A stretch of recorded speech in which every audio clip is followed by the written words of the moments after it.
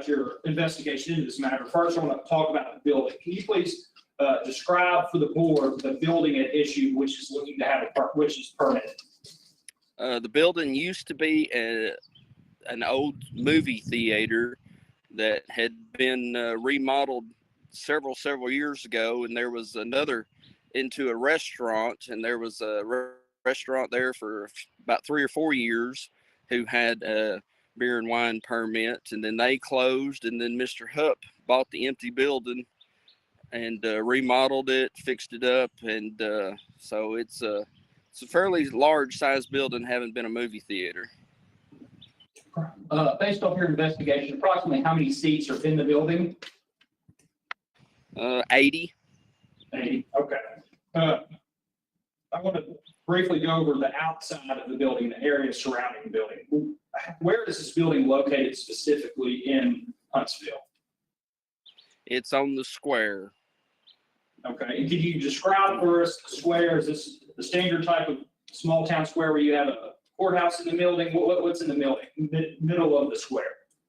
The middle of this square is a parking area and a little, almost like a park, that I would say. It's not the courthouse. The courthouse is off to the side of the square as opposed to most squares. Okay, are there other businesses located on the square? Yes, sir. The entire square is surrounded by businesses. Okay. Is there any residential use on the square? No, sir. Okay, and it's my understanding from your prior testimony at the director's level hearing that there's actually a police station on the square as well. Is that correct? Yes, sir. The police station is just right there. Probably just, it's right at the corner. You'd almost call it off the square, but it's still right there. Sorry, just had a bug fly in my mouth out here. What's the approximate distance from the location to the police station? It was 200 and I believe 75 feet. I don't have that right in front of me, but I believe that was my measurement. 275 feet, okay. I believe that's right. It wasn't very far. You say it's not very far? No, sir. Okay, and there's also a church on the square, is that correct? Yes, sir. Okay, and that's the Marshallese? Yes, sir. It's the Marshallese Huntsville Church. Okay, and approximately how far is that church from the location? It is 75 feet. Okay. Have you talked with anyone from the Marshallese Church? I have gone by there several times, was never able to make contact with anybody. I asked the mayor and the police chief, and they made phone calls for me trying to find me a number to talk to them, and I was never able to come up with a phone number to be able to talk with them. I went by. Okay. In the course of your investigations, you have an opportunity to talk with other businesses and people located in the square? Yes, sir. I went to every business on the square that was open. Okay. And how would you characterize your conversations or the people who do business on the square, their position regarding this application?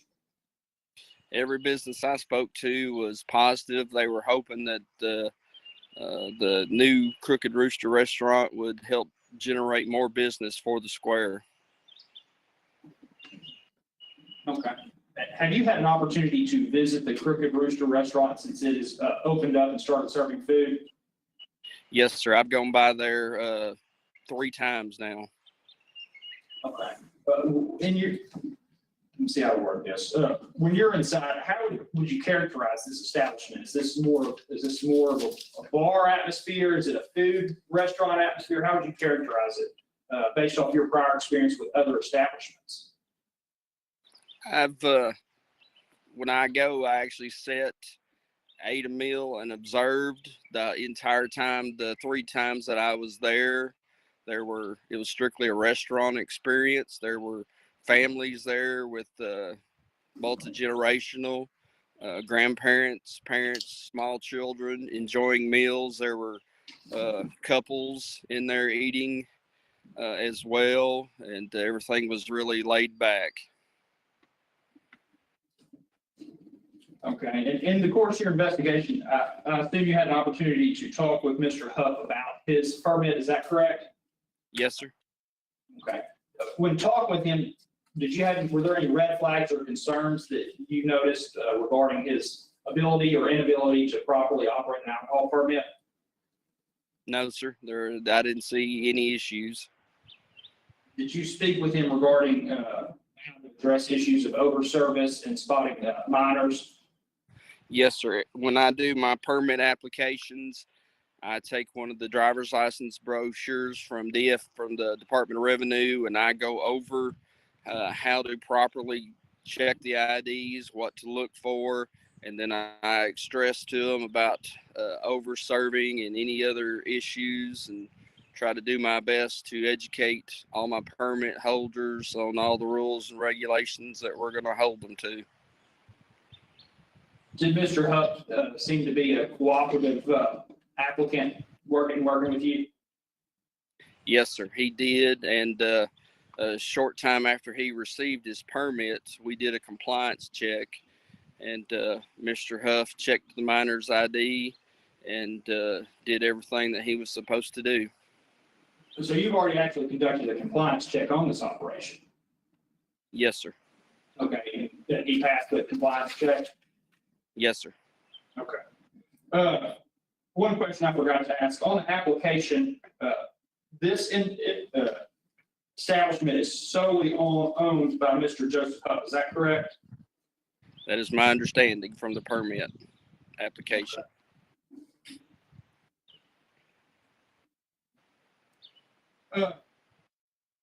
Regarding the area surrounding this permitted establishment, are there other alcohol permitted establishments around this one? Directly behind, off the square, is a Mexican restaurant that has a beer and wine, and they may even have a restaurant mixed drink permit. I right offhand, I can't remember for sure, but they do serve, I know for sure, beer and wine. Okay. And do you know how long they've had their permit? They used to be there when you first come into town, and then they transferred last year to their new location. So the business itself has been permitted for a couple years, but at their new establishment, they've only been there probably about 9 to 10 months. Okay. And in the 9 to 10 months, have you been made aware of any issues caused by this location impacting the square? No, sir. We've done I know at least 2 compliance checks there, and each time they have passed their compliance checks, and I have gone in and done observations of the business as well to get an idea of the atmosphere and everything. And there again, it is a family type restaurant, and everything was calm and cool when I was there. Okay. This is are there any other permitted establishments near this location, near the square? You have a White Oak gas station that's down the road just a little bit, along with a Harps, a Fuel Zone convenience store, and those would be the closest ones. And then going to the west, which would be, it's still a pretty good little ways, is another Mexican restaurant. Okay. So Mr. Huff's location is the only, I guess, non-Mexican restaurant that serves alcohol in the area? Yes, sir. Okay.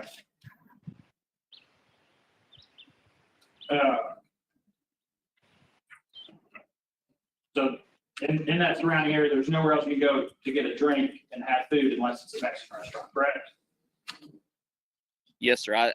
The outside of town is the dive bar, but I do not believe they are totally operational yet. Okay. A food court. Okay.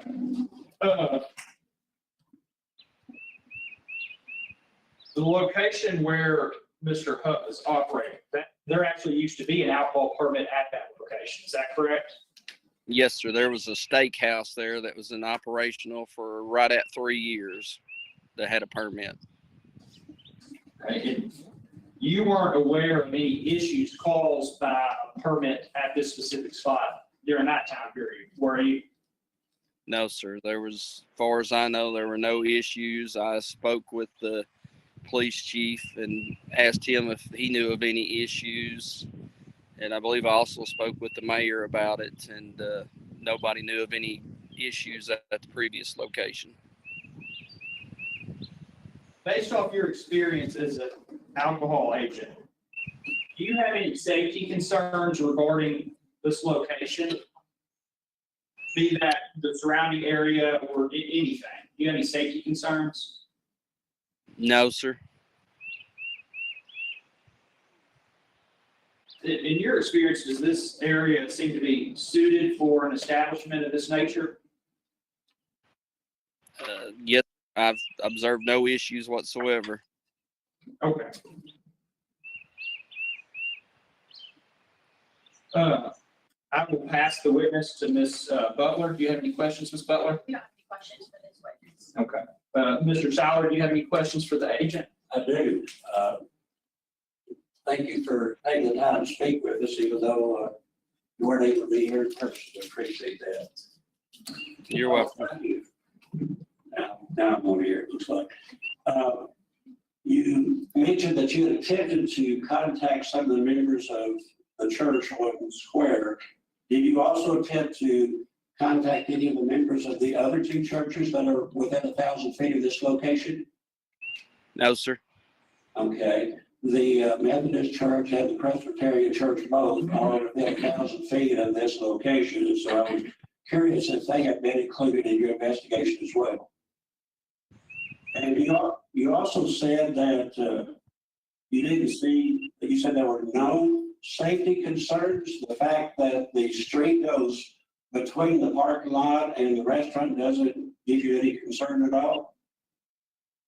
Well, after speaking with the police chief and the mayor, they said they had no concerns from the previous business, and my observations, I sat in my vehicle during one of my trips there to observe, to watch people come out of the restaurant and go to their vehicles.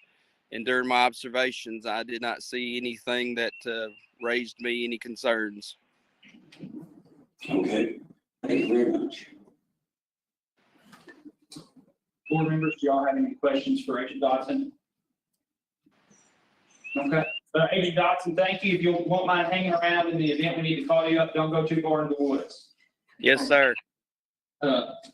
Next, I'd like to call Chief Todd Thomas. Mr. Thomas, can you come up, Mr. Sauer, if you don't mind, if you can have your seat while we ask him questions. Is that the spiel? Yeah, that's fine. Okay.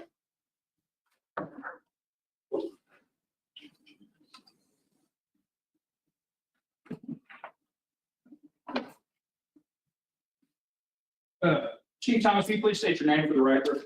Todd Thomas, Okay, where are you employed, Chief Thomas? City of Huntsville Police Department, Okay, how long have you been employed there? 26 years. Okay, and what is your position at the police department? I am the chief of police. Okay, and have you worked, I guess, you worked at that police department for 26 years? Correct. Okay. Did you grow up in the Huntsville area? Yes, Okay, so you're well familiar with the area. very well. Okay. You heard Agent Dodson describe the physical layout of the building in the area. Is that a pretty accurate representation of the area? Yes, very accurate. Okay. For the board, do you have anything else you'd like to add regarding the physical layout of the square itself? I don't know what else to add to that. Okay. It's a very busy district. I mean, it's the city square. So. Okay.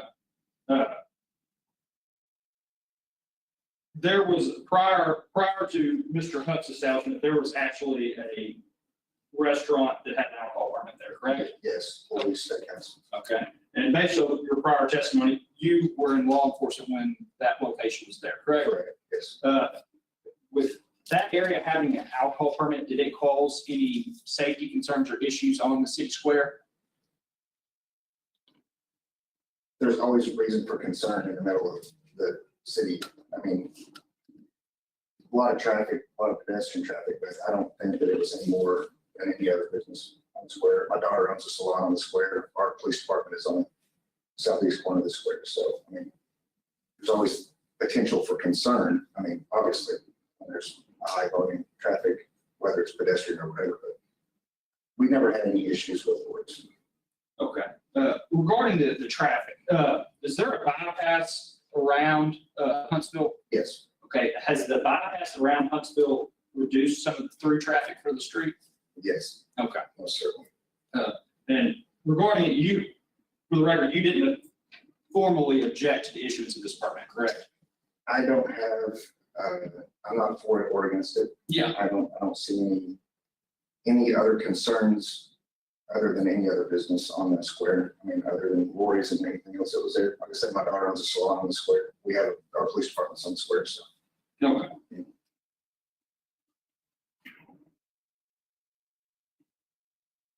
What type of activities take place on the city square? We have a farmer's market that is every Tuesday and Saturday. It's until noon, from I believe 8 o'clock till noon. So that generates a lot of traffic on the square where local vendors come and sell items they've either manufactured or they've grown. In the summertime, on the first Friday of the month, we have what is called the First Friday, where the local business owners on the square put together, they bring in other vendors, restaurant trailers and such, and have little bounce houses for the kids and lots of activities like that. Just a real Mayberry-esque type atmosphere. Okay, and with those activities in mind, you don't see Mr. Hutt's establishment impacting or impeding on those activities on the square? I can't say yes or no to that. I don't forecast any issues that wouldn't have already come up in the past. There's a potential for yes, But you haven't had those issues in the No. past when there was an establishment, No. correct? Okay.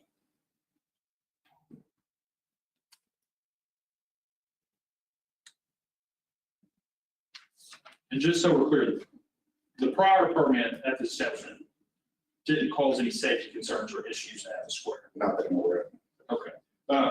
When it was there, so you didn't notice any increase in public drunkenness in the area? No. Did you notice an increase in DWIs in the area? We keep stats on that. And check. Okay. And the police department's right there on the square. That kind of helps calm things down a little bit. So So the police department's basically eye shot at the establishment. it's accurate what Agent Dodson said, probably, 250 feet from the Crooked District. Yeah. Okay.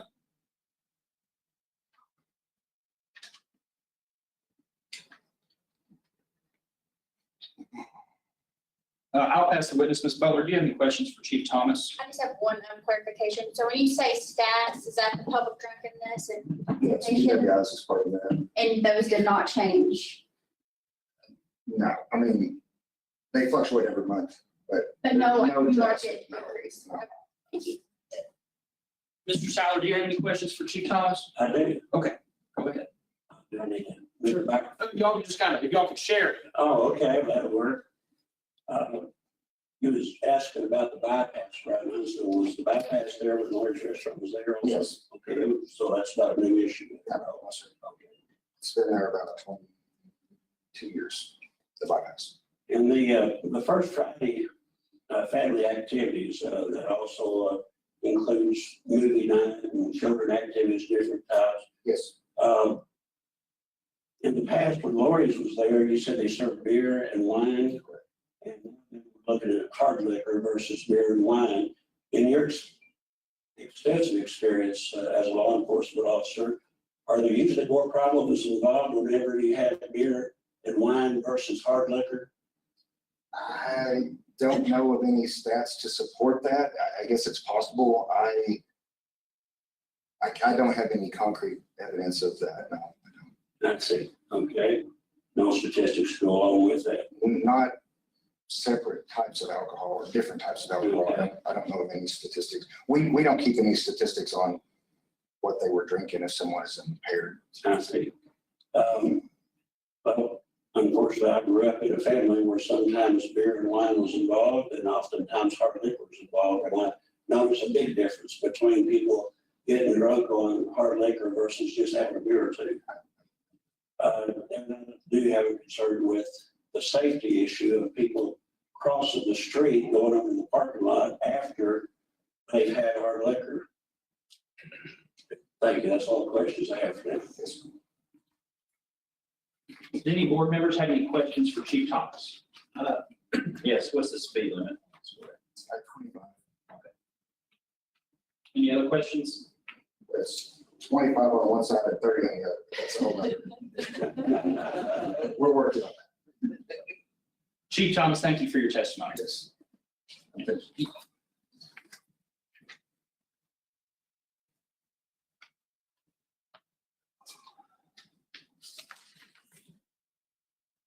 Next, I'd like to call Mayor Travis Dotson. Mayor Dotson? Yes, please have a seat. Yes. Mayor Dotson, can you please state your full name for the record? Abraham Travis Dotson. Okay. And Mayor Dotson, are you the mayor of Huntsville? Surely, How long have you been the mayor of Huntsville? what's today? About 100 and some odd days. Okay. How long have you lived in Huntsville? Lived there all my life. Okay. So you've grown up in the area? Yes, sir. What'd you do before you were the mayor? I owned a sanitation business there locally. Okay. All right. You've heard the testimony today. You are well aware of what we're here discussing. When the comment for public official was provided to you to comment on this establishment, what all criteria did you take into account when you were making your decision? Well, just anything that any mayor would do, the concerns that are posed, we made sure that the zoning requirements were met. We'd actually met with Mr. Huff. He'd come to one of our planning commission meetings. We'd met with him extensively in regards to what we kind of expect up there on the square. Obviously, there's fire code and things of that nature that we wanted to make sure that he took care of. Being an old building, he's met all those criteria, everything that the city set forth as far as code goes, and he's satisfied. He's satisfied the city in regards to being legal to operate a business there on the square. So. Okay. And I assume in submitting a public comment that you do not have any objection, you also do not have any safety concerns for this establishment having an alcohol permit. I do not.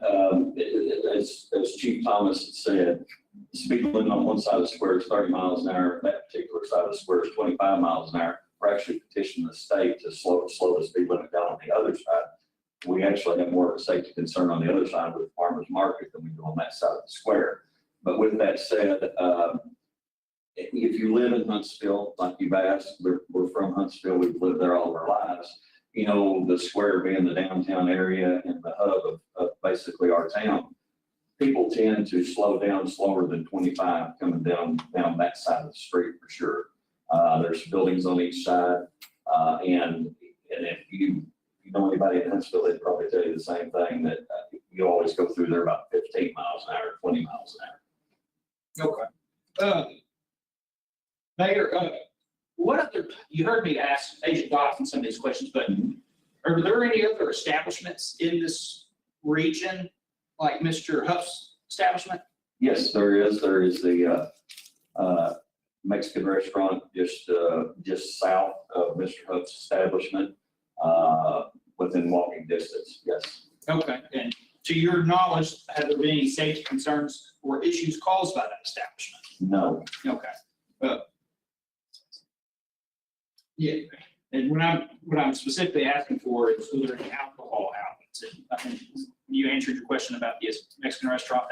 That was the only alcohol outlet on premise. Yes, I'm sorry. That I thought that's what you were. Yeah, okay. All right. Yes, that's the only one that I know of right there in proximity. And like Agent Dotson had said, we discussed this at length that from time to time. We've got Fuel Zone down the street that sells beer and I think possibly wine. I think maybe just beer. We've got another small gas station there on the corner, and Harps is about the only locations right there around the square that sell retail alcohol. So Mr. Huff's establishment's kind of serving a market or clientele, a market that's not currently served at this point. Is that correct?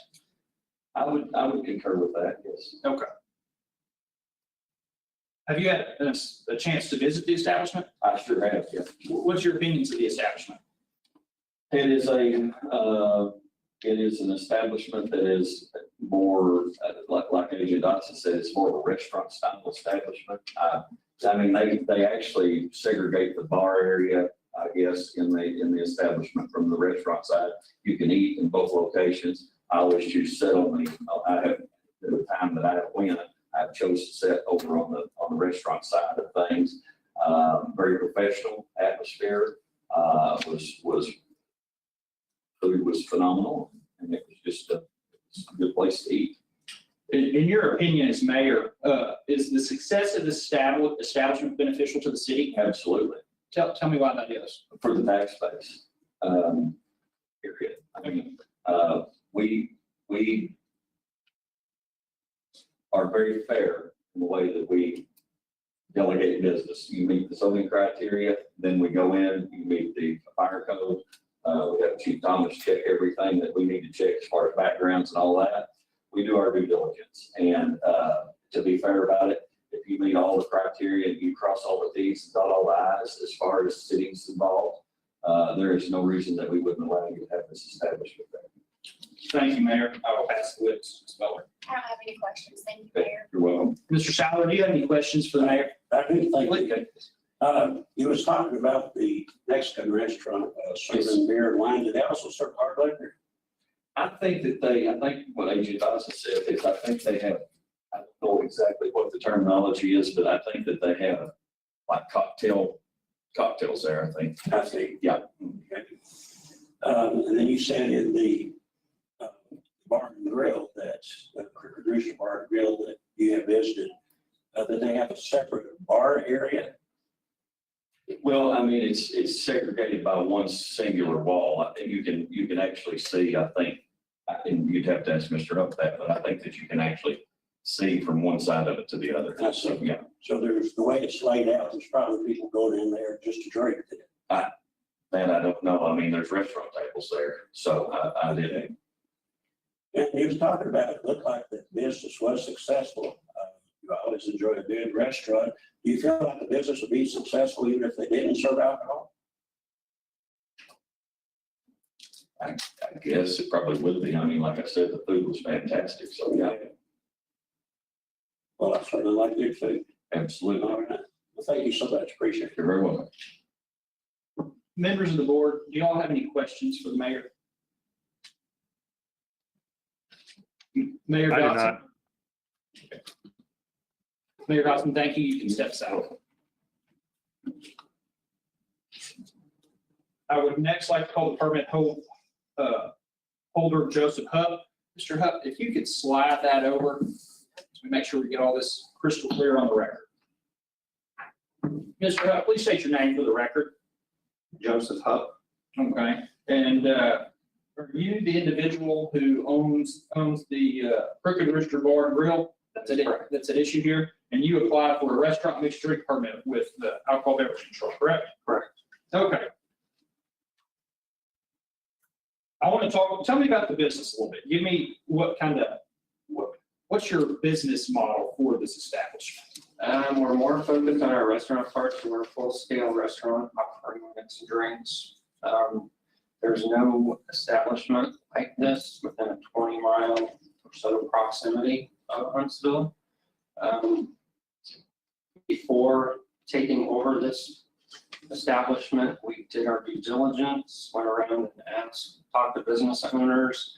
We spoke to some locals to see if this was something that would go. Most of the business owners that I talked to were very excited about it, said they needed something like this in the area because there is nothing like that to draw people in. So I went ahead and got the building. I put $50,000 into remodeling it. It was an ice cream shop prior to me taking it over. We've made it, when I say we, our staff, I employ 13 other people. So we have a good mix of employees. We've made a very respectable establishment. We've kept the kind of the rustic old feel of the theater inside as well. So there's a lot of history still in there. It's just respectable, laid back, where people can just come relax, enjoy. Most of the people that come in have a drink with their food. We very seldom have somebody that comes and sits at the bar and just drinks. Our bar closes at 9 p.m. with the restaurant, so it doesn't stay open later at this time. We just made an enjoyable, relaxing atmosphere for people to come and eat. And what's been the response from the people in the city regarding your establishment? They've been very receptive. We've had an overwhelming amount of support. We have over 1,750 followers on social media. Our business, so our gross sales, our gross receipts per month have increased. We opened January 20th with food only. The end of January, we had over 18,000 gross receipts, just for about the 11 days that we were open. In March, we had over $37,000 of gross receipts. And we currently, I looked last night, and we are 22% above where we were at in March at this time. So we have been overwhelming, the support and customer base. Okay. I'm going to back up a little bit. You mentioned your hours of operation. What are your hours of operation? We open 11 a.m. to 9 p.m. 11 a.m. to 9 p.m. 7 days a week. Okay. Do you anticipate people who are frequenting your establishment or at your establishment impacting activities that are going on in the public square? I don't foresee that. Right now, we have the farmers market going on Tuesdays and Saturdays. That's usually, it goes to noon. We open at 11, so there's only an hour. Then we get people coming in from the farmers market to eat. So they kind of complement each other. yeah. Okay. Then that brought up, what are your opening hours for Saturday and Sunday? 11 a.m. 11 a.m. Okay. And do you anticipate or have you noticed any impact that your building having on the Marshallese church that's on the square? I have not. Honestly, I can very seldom see anybody there actually.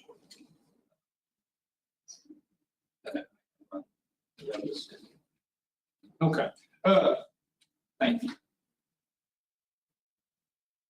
Whenever anyone gets alcohol permit, some of the concerns automatically go to over service and sales to minors. What kind of procedures, if any, have you implemented with your staff to help monitor sales to minors? So all the paperwork that Agent Dodson had given me, so the ID pamphlets, that has been gone over with all the staff. We have a ID scanning app that all of our servers have on their phones, so it works just like a ID scanner. Only with your phone, it doesn't save any information at all. So they have it right on them at all times, and they can scan right at the table, back of the ID. It'll come up green, their name, their birth date, their age, and it'll tell them that they are of age. They're verified. I assume green means they're good. They're good. And if it's red, I assume Red, they're underage. It'll come up big red, that they're not of age to drink. so your employees don't have to rely on their mathematical skills to. They should look at the ID and verify that this is also a secondary tool to help verify that they are of age or they are not. And I believe the testimony earlier was that you've actually passed one compliance check already. Yes. Okay. And for monitoring, so we don't overserve, we don't do pitcher service. Okay. Our servers are very good at monitoring the drinks, so I've actually had some servers come to me and tell me that this person has had 3 or 4 drinks. We want you to keep going with them. So our point of sale we have everything, all the drinks listed out, so I can actually go to the person's bill and see what they're drinking and how many they have, which I have done a couple of times, and I have cut people off. So Okay, just check, so we're not over serving. okay. I want to bounce back a little bit. You said that you had invested $50,000 into this location? Yes. So you own the location? I lease, You lease it, you've invested 50,000 in it? invested $50,000. Okay. How long's your lease for? It's for 2 years, Okay. the option to buy. I guess it's your plan to be there longer than 2 years, is that correct? Correct. Okay. Does having an alcohol permit help your establishment to be more profitable and more successful? I would say, Okay. And have you noticed, since you had this alcohol permit in a short amount of time, that it has helped your business grow and become more profitable? yes, so, we got our permit on February 16th, we had beer and wine on the 17th. Our total gross receipts sales for February were right about 35,000. So for March, we were right about 38. Okay. And we got our liquor. I don't remember the exact date we got it, but it was in March. So I would say that has helped increase our sales.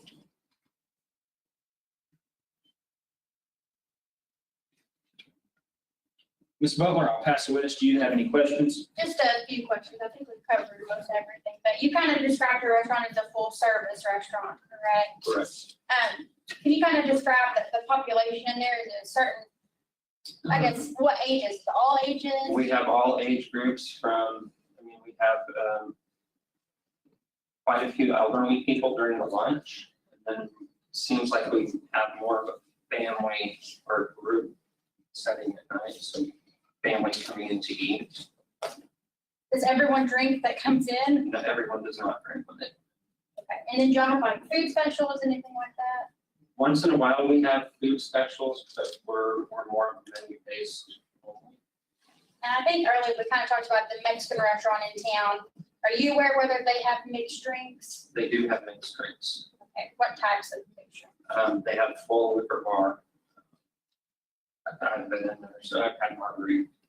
And one of the servers that works for us came from that establishment, works for us. And it sounds like you've trained all of your employees to check IDs and always and be on the lookout for over service. Yes, yes.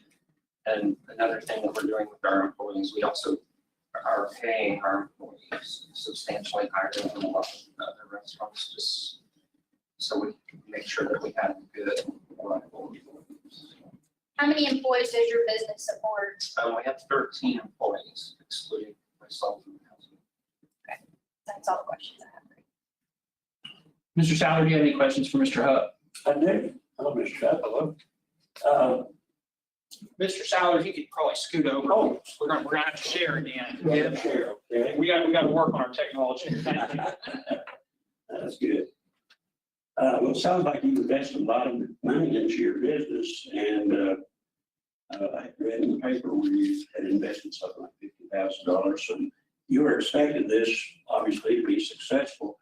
Do you believe that, and by the way, congratulations on the success you've had. Do you believe that your business would be successful even if you didn't serve alcohol? I believe it would not be as successful. There's a lot of people within the community that want a place to go eat, have a cocktail with their food right before we came. A lot of them were driving to other towns. So before we opened, there was a lot of people that were driving to other towns like Fayetteville, Springdale, Rica Springs, Joliet. Food other than Mexican food and have a drink. Before we had the alcohol permit, we had a lot of people asking when we were going to get it. The hearings, we had a lot of people expressing concerns, hoping that it stays, we're able to keep it. because they like to come in, they want to have a beer, they want to have a wine, they want to have Mexican with their meal. People are looking forward to that, so I do think it would hurt us if we didn't have a permit. And now, if I'm correct, you leased the building in November, is that correct? Correct. Took it over November 15th. Speak up, just. Oh, sorry. Yeah. And Yeah. you invested this large amount of money prior to even getting your liquor permit. What would you have done if you had to be approved? Would you have continued with restaurants? We would have continued with the restaurants as long as we could have. Okay. And you said you got your permit on, was it the 16th, did you say February? It was approved on the 15th of February and I came and picked it up on the 16th. So they gave you your permit one day after it was approved? They didn't wait until after the appeal process or anything?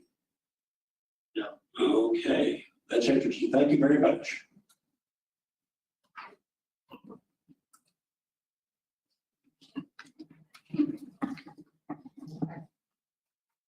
Excuse me, ABC does not have any more witnesses. We will turn it over to Mr. Sauer. I apologize. You're free to present your, well, I guess I've got one question. Did you say when they closed? Okay, that's fine. I missed that. I apologize. You're free to present your case, sir. May I hand out these papers? Yeah, I can hand them out for you. Okay, thank you. And the one on top is for the chairman, but since he's not here.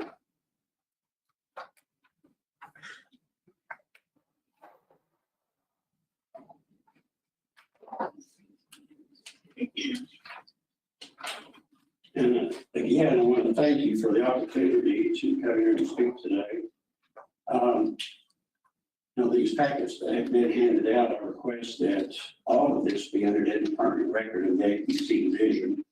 It's quite lengthy, so for the sake of time, I'm just going to touch on some of the high points. But I do recommend that every board member and ABC staff person read it very carefully and in its entirety in order to understand where to go from here. Some of the main points that I want to make as we go through here is statute 3-4-206 says that the director is prohibited from issuing permits that are within 1,000 feet of churches, schools, and et cetera. And so I want to be asking the question, why do you do that? And then why is there no definite, clear, legal state definition for retail liquor business in the Arkansas state law? And why is there no seal on any of the ABC permits that are issued in the state of Arkansas, which is required by statute 3-2-203? In this packet that I've had you, there are two sections of it. The first section are comments, the second section are exhibits, but I want to be talking mostly from the comment part of it. The first page of it deals with the dive bar. The question that I asked in sending in this letter for the appeal was, is this dive bar within 1,000 feet of the school? There is the school property rather. The Huntsville Eagles Activity Center is next door to it. I don't know the exact footage, but it looks like within a couple of 100 feet from the dive bar to the Huntsville School District. And all that property is owned by the Huntsville School District. So that was one of the questions I asked is, anybody know if anyone from ABC has measured that distance to see if it is within 1,000 feet? No. The agent had to for the permit to be approved. Okay, and do we know how many feet away it is? I see Jody Dodson does. And members of the board, I would submit, this is Mr. Sauer's opportunity to present his evidence to the board, not to present questions to witnesses. Those witnesses have already testified. You can recall these witnesses if you would like to do so. But posing questions to the board is different from testimony, this is his opportunity to give that testimony now. Thank you for that clarification. Am I allowed to recall Mr. Dodson? It's your opportunity to call him if you'd like to call him as a witness. Okay. Agent Dodson? Hello, Agent Dodson. Yes, sir. Had to get my microphone turned back on. Oh, that's all right. Concerning the dive bar, I have noticed that it's next door to the Huntsville Eagles Activity Center. How many feet away is the dive bar property line from the school district property line? I'm so sorry to interrupt again. Mr. Seiler, did you say the dive bar? Yes. Oh, okay, well, Are we only talking about the Crooked Rooster? yes, sir. Okay, because the appeal involved both. I understand, and you'll have an opportunity to speak about the dive Oh, bar. thank you. Thank you. I'm sorry, Mr. Dawson, we'll get back to this. I was attempting to cover both at the same time. Okay, I understand. I did not catch that. Okay, my apologies. It seems like that there's a lot of concern about the definition of the term retail liquor business. And so I'd like to address that in this document that's labeled 3-4-206. The way it's titled, it says operation of retail business near church or schoolhouse prohibited. Definitions. Definition seems to be something very important here. Right below it, it even gets into detail where it says church means, and it's got what the definition of the church is. Schoolhouse means, and it's got what the definition of what a schoolhouse is. Then it goes on down into the actual wording, and it says no new permit to engage in the retail liquor business in this state may be issued by the director of the Alcoholic Beverage Control Division for the location of any business situated within 1,000 feet of any church or schoolhouse property line. So in the appeal exhibits packet in the back of your handout there, you'll find a copy of Arkansas Code 3-4-206. And I noticed that it just deals very strongly with definitions. In fact, right in the title itself, it has definitions. So it's obvious that the way it's written, that it wants there to be no doubt about what it's saying. In Arkansas Code 3-4-206, there's no doubt about what the word church means, very clearly defined. There's no doubt about what the word schoolhouse means, that's very clearly defined. And the reason there's no doubt is because those words all have a clear definition. So here's the question, and I know you don't have to answer this right now, but at some point here, we're going to have to get an answer. Since the definition of the term retail liquor business seems to be in question here, why is there not a clearly written definition in Arkansas Code 3-4-206 for retail liquor business? And perhaps this will help with the definition. The Alcoholic Beverage Control Division rules, which is a very detailed 158-page book that is supposed to clearly explain what the ABC rules are, explains that their ABC has a 3-tier system.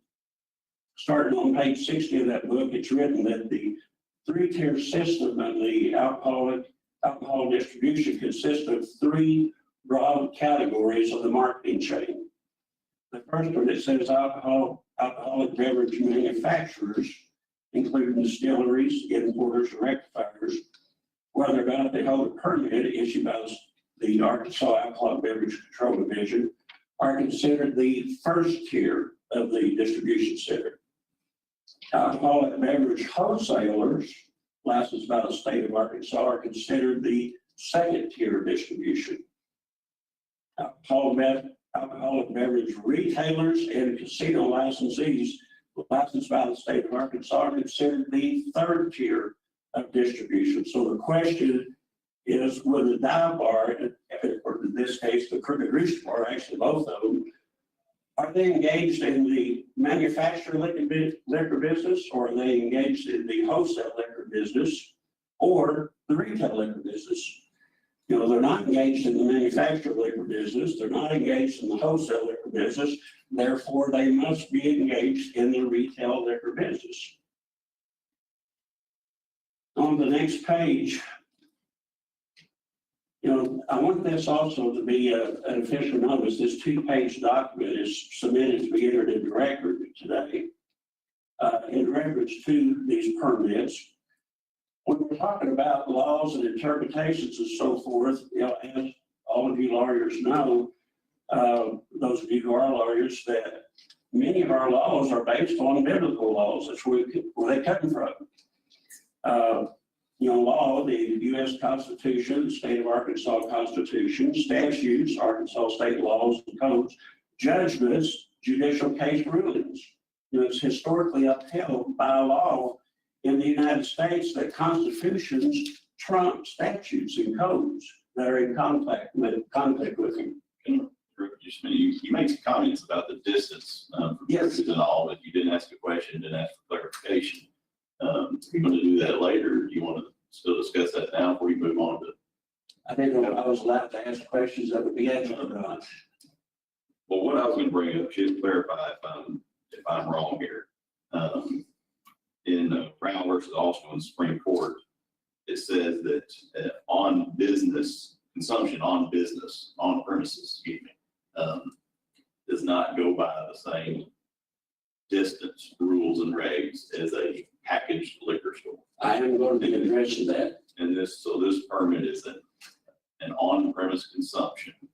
So does it go by the 1,000-foot reg that a package store does? Your understanding is correct, Chairman.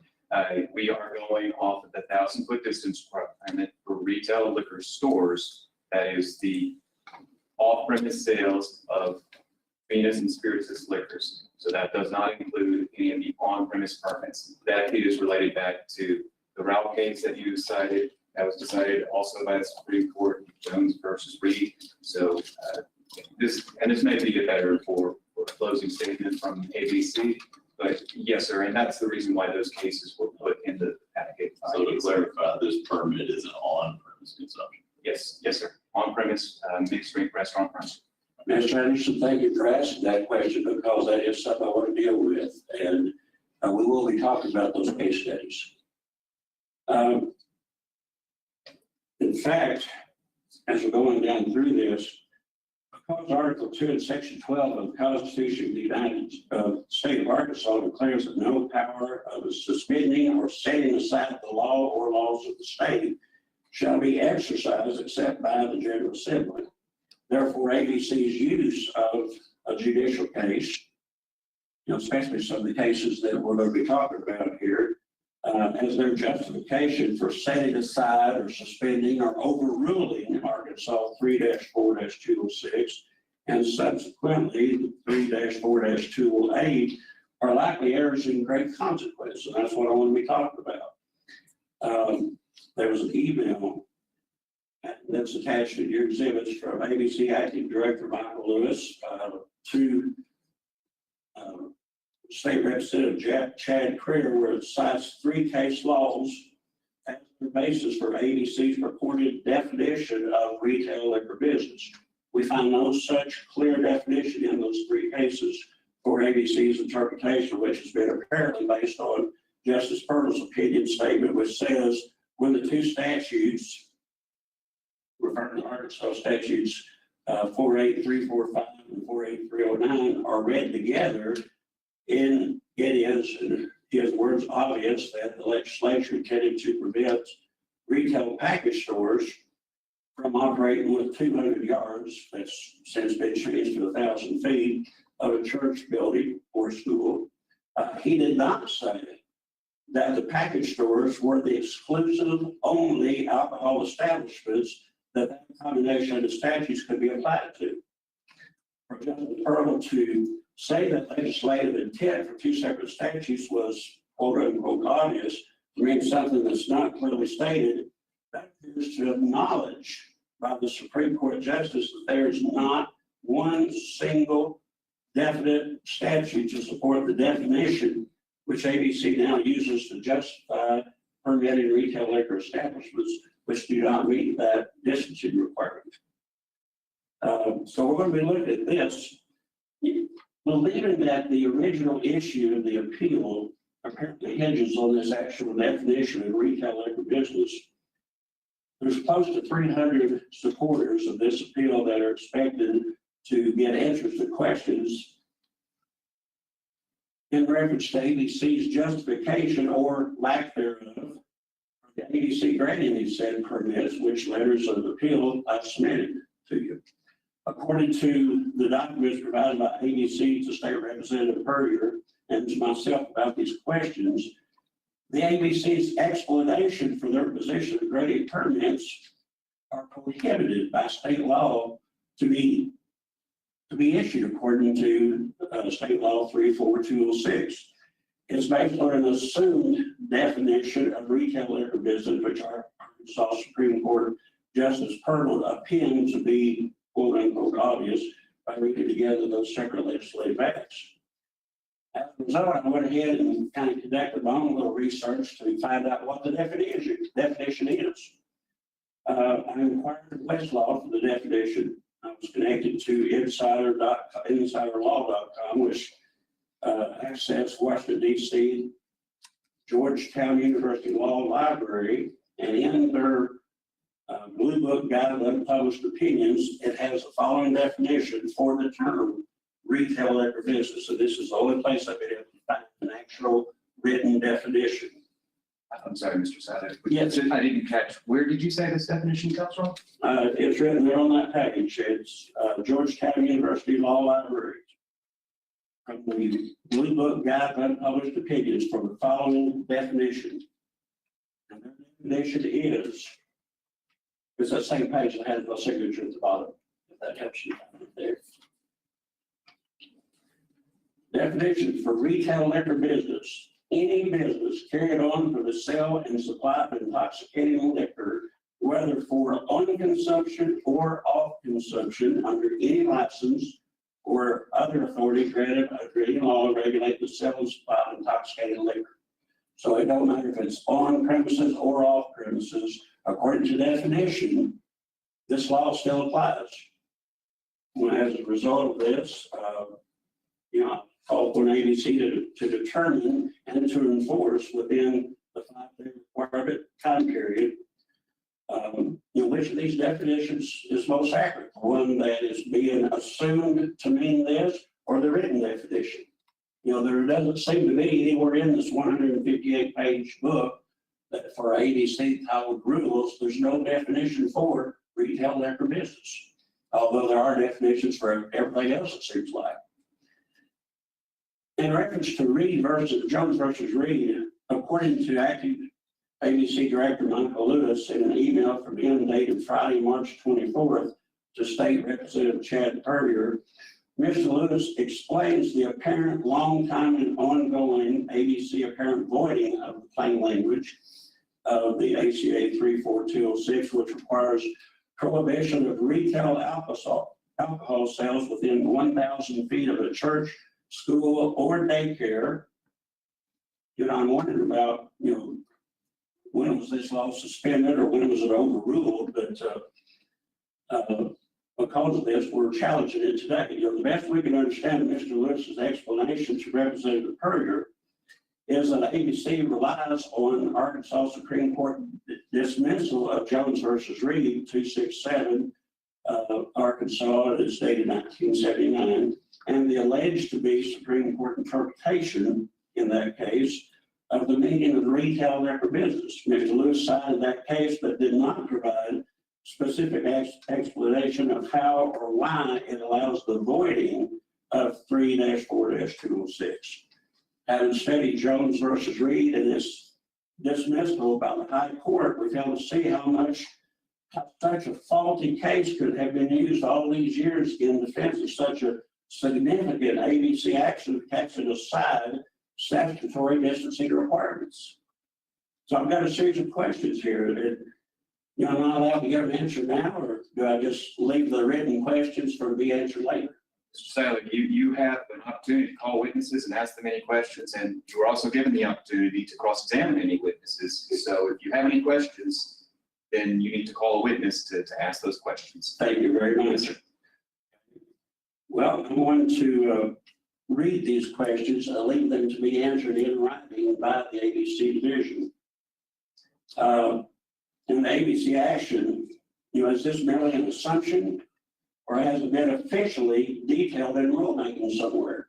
We just assuming what their definition means really means that. And question 2 is, when and where in the state was the assumption or the argument or the rule first used to discard or to overrule statutory distancing requirements? Question 3 is, how many times have these statutory requirements been overruled since then? Sir, if I could stop you real quick, Michael. Yes. So sorry, Michael, you're not over us anymore on the legal side.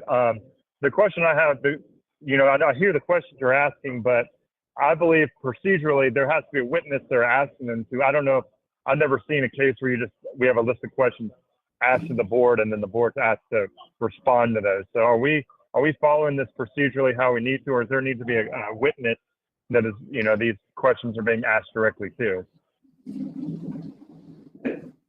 Chairman, the way I understand it, Mr. Seiler is asking these questions by way of challenging the ABC's decision, even though he has phrased it as a question. But I do understand that he is in fact making a statement of law, one that I'd be happy to respond to by way of closing. But this is his opportunity to present his evidence to the board. So perhaps I'm interpreting, I want to make sure he has the latitude here to ask these rhetorical questions. I'll interpret it as such, so that he can, essentially state his case. But as I said earlier, Mr. Seiler, if you do have questions, then you would need to call witnesses.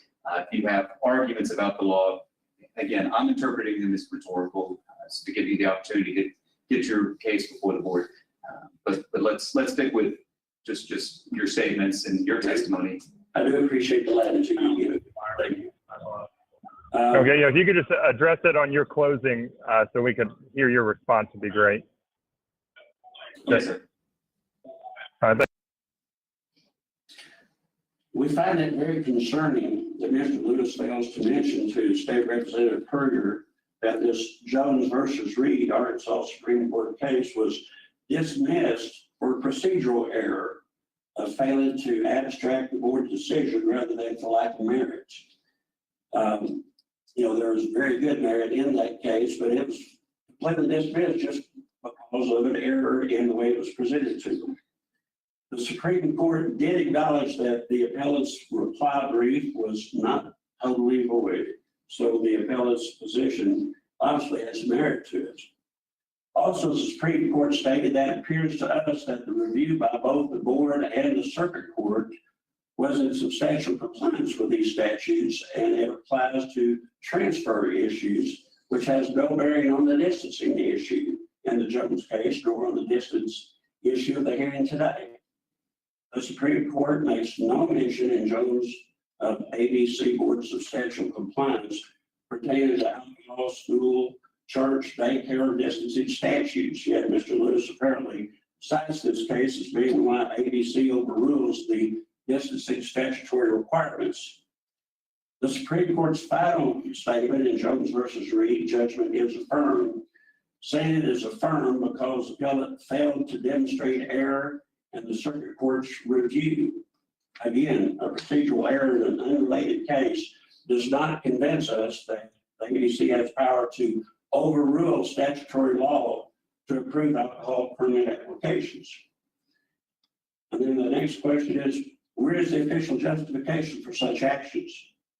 Should the overruling by ABC of a very plain statutory 1,000 feet distancing requirement between alcohol establishments and churches and schools and daycares for the whole state of Arkansas be dependent upon this very questionable interpretation and application by ABC of Jones versus Reed?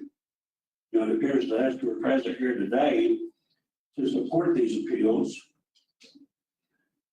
that ABC has no basis of actual power, function, or duty to defend what we allege to be very presumptuous acts of ABC now nor at any time in the past, but rather it appears to us that ABC has been operating under color of law in so doing for a very long time.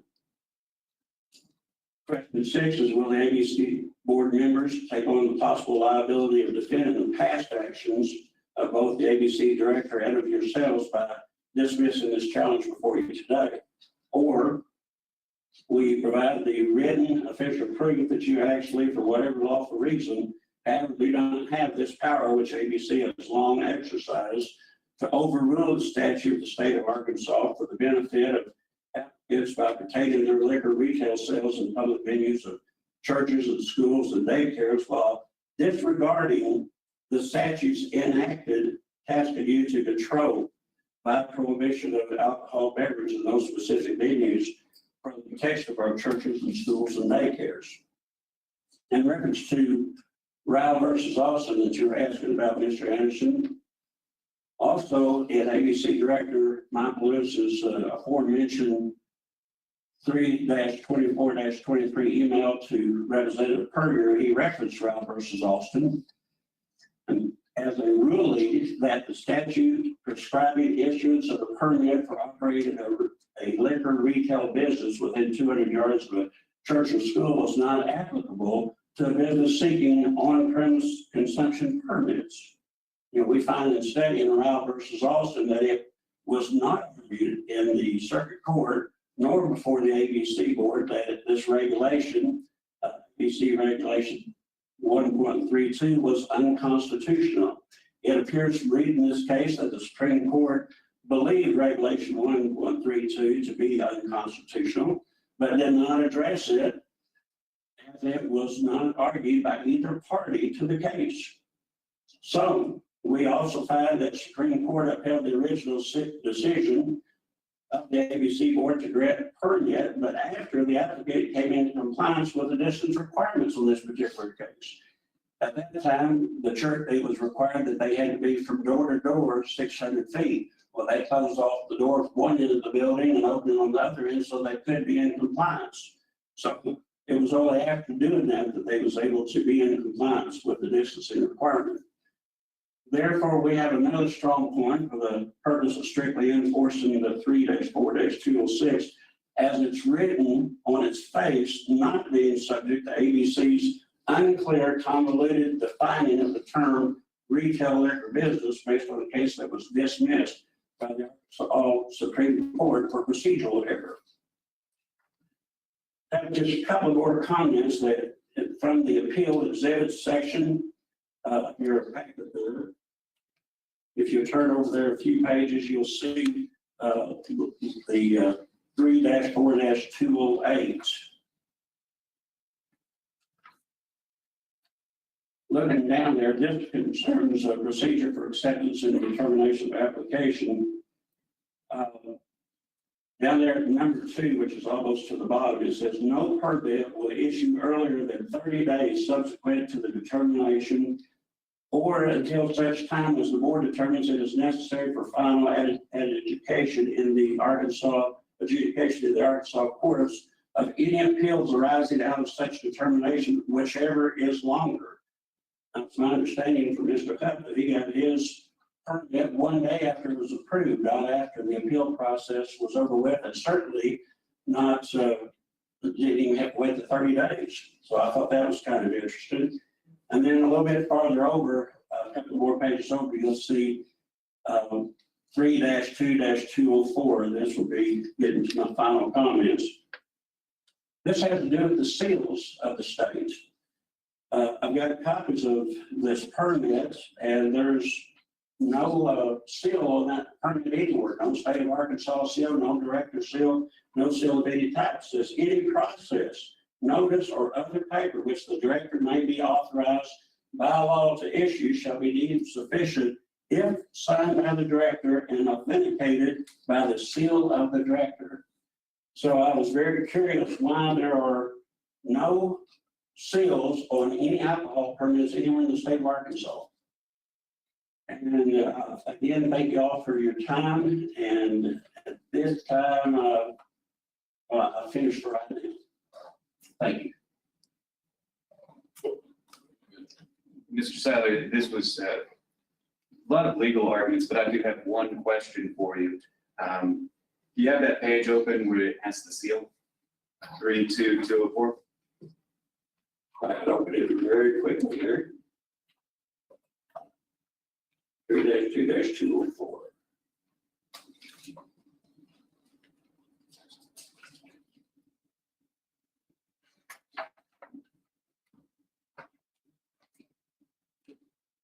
32204, yes. And you had cited the board's the section beginning on the letter B. Yes. Okay. Would you look back up at the section beginning A and read that first sentence? Sure. The Director of the Alcoholic Beverage Control Division and the Alcoholic Beverage Control Board each may adopt, keep, and use a common seal. Okay. All right. And is there a distinction to you about the word may versus shall? Of course. So you'd agree with me that the use of the seal is permissive and not mandatory? According to section B. Okay. Eliminates the interpretation, or it eliminates the question about the interpretation. And I know this, but since we're on the record, let me go ahead and ask, what is your profession? My current profession? Yes, sir. I'm actually a farmer and a minister. Okay. And you are not a licensed attorney? That is correct. Okay. Just want to clear that up. I'll ask the witness. No questions? Okay. Any questions on the question? The bulk of your argument has to do with the distance. If this restaurant, if this permit were on the edge of town, away from anything, a mile from any church or school, would you still be opposed to the permit? My opposition only deals with the law in this case, and so legally, no, I would not be opposed. Personally, yes, but not legally. No, my appeal today deals with the law. Good question. Thank you for asking. Thank you. Any other questions, members of the board? We do have 3 other individuals who had signed up to speak. So I'd like to go ahead and just call a halt.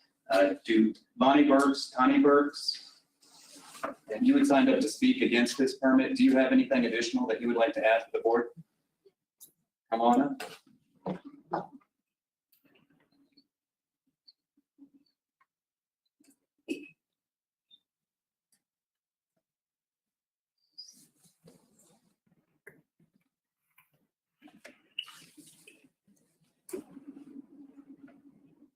My name is Connie Burks, and I thank you for the privilege of being here to be heard today.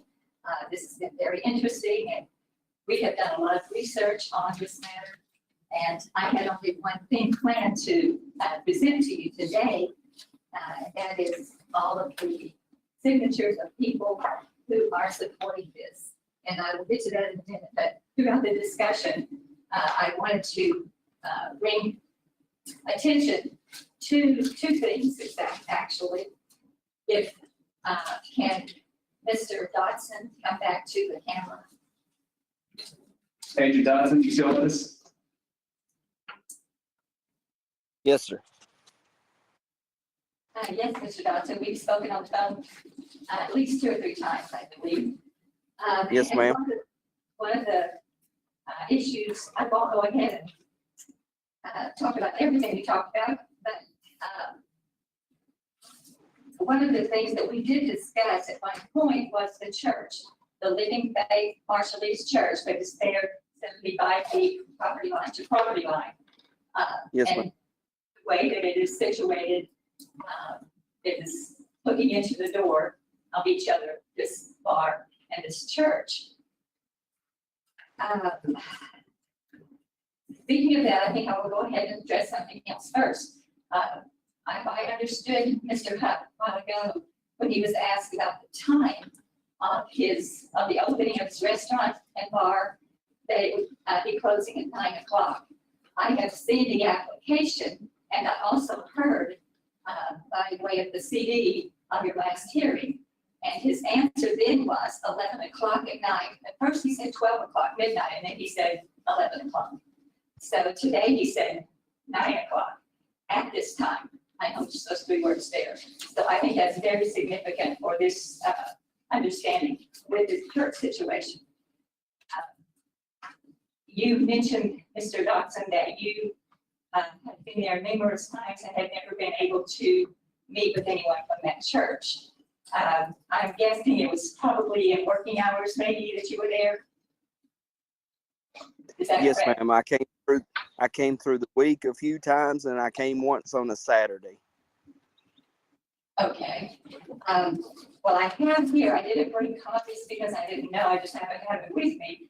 I'm glad that I did, but I didn't have extra copies for everyone, but we can provide copies for you if you'd like. Actually, this is in your investigative report. As you recall, you asked me for permission to submit this picture, and I have a copy of that investigative report that you did. So you gentlemen of the board should have, and ladies, I'm sorry, should already have seen this as well.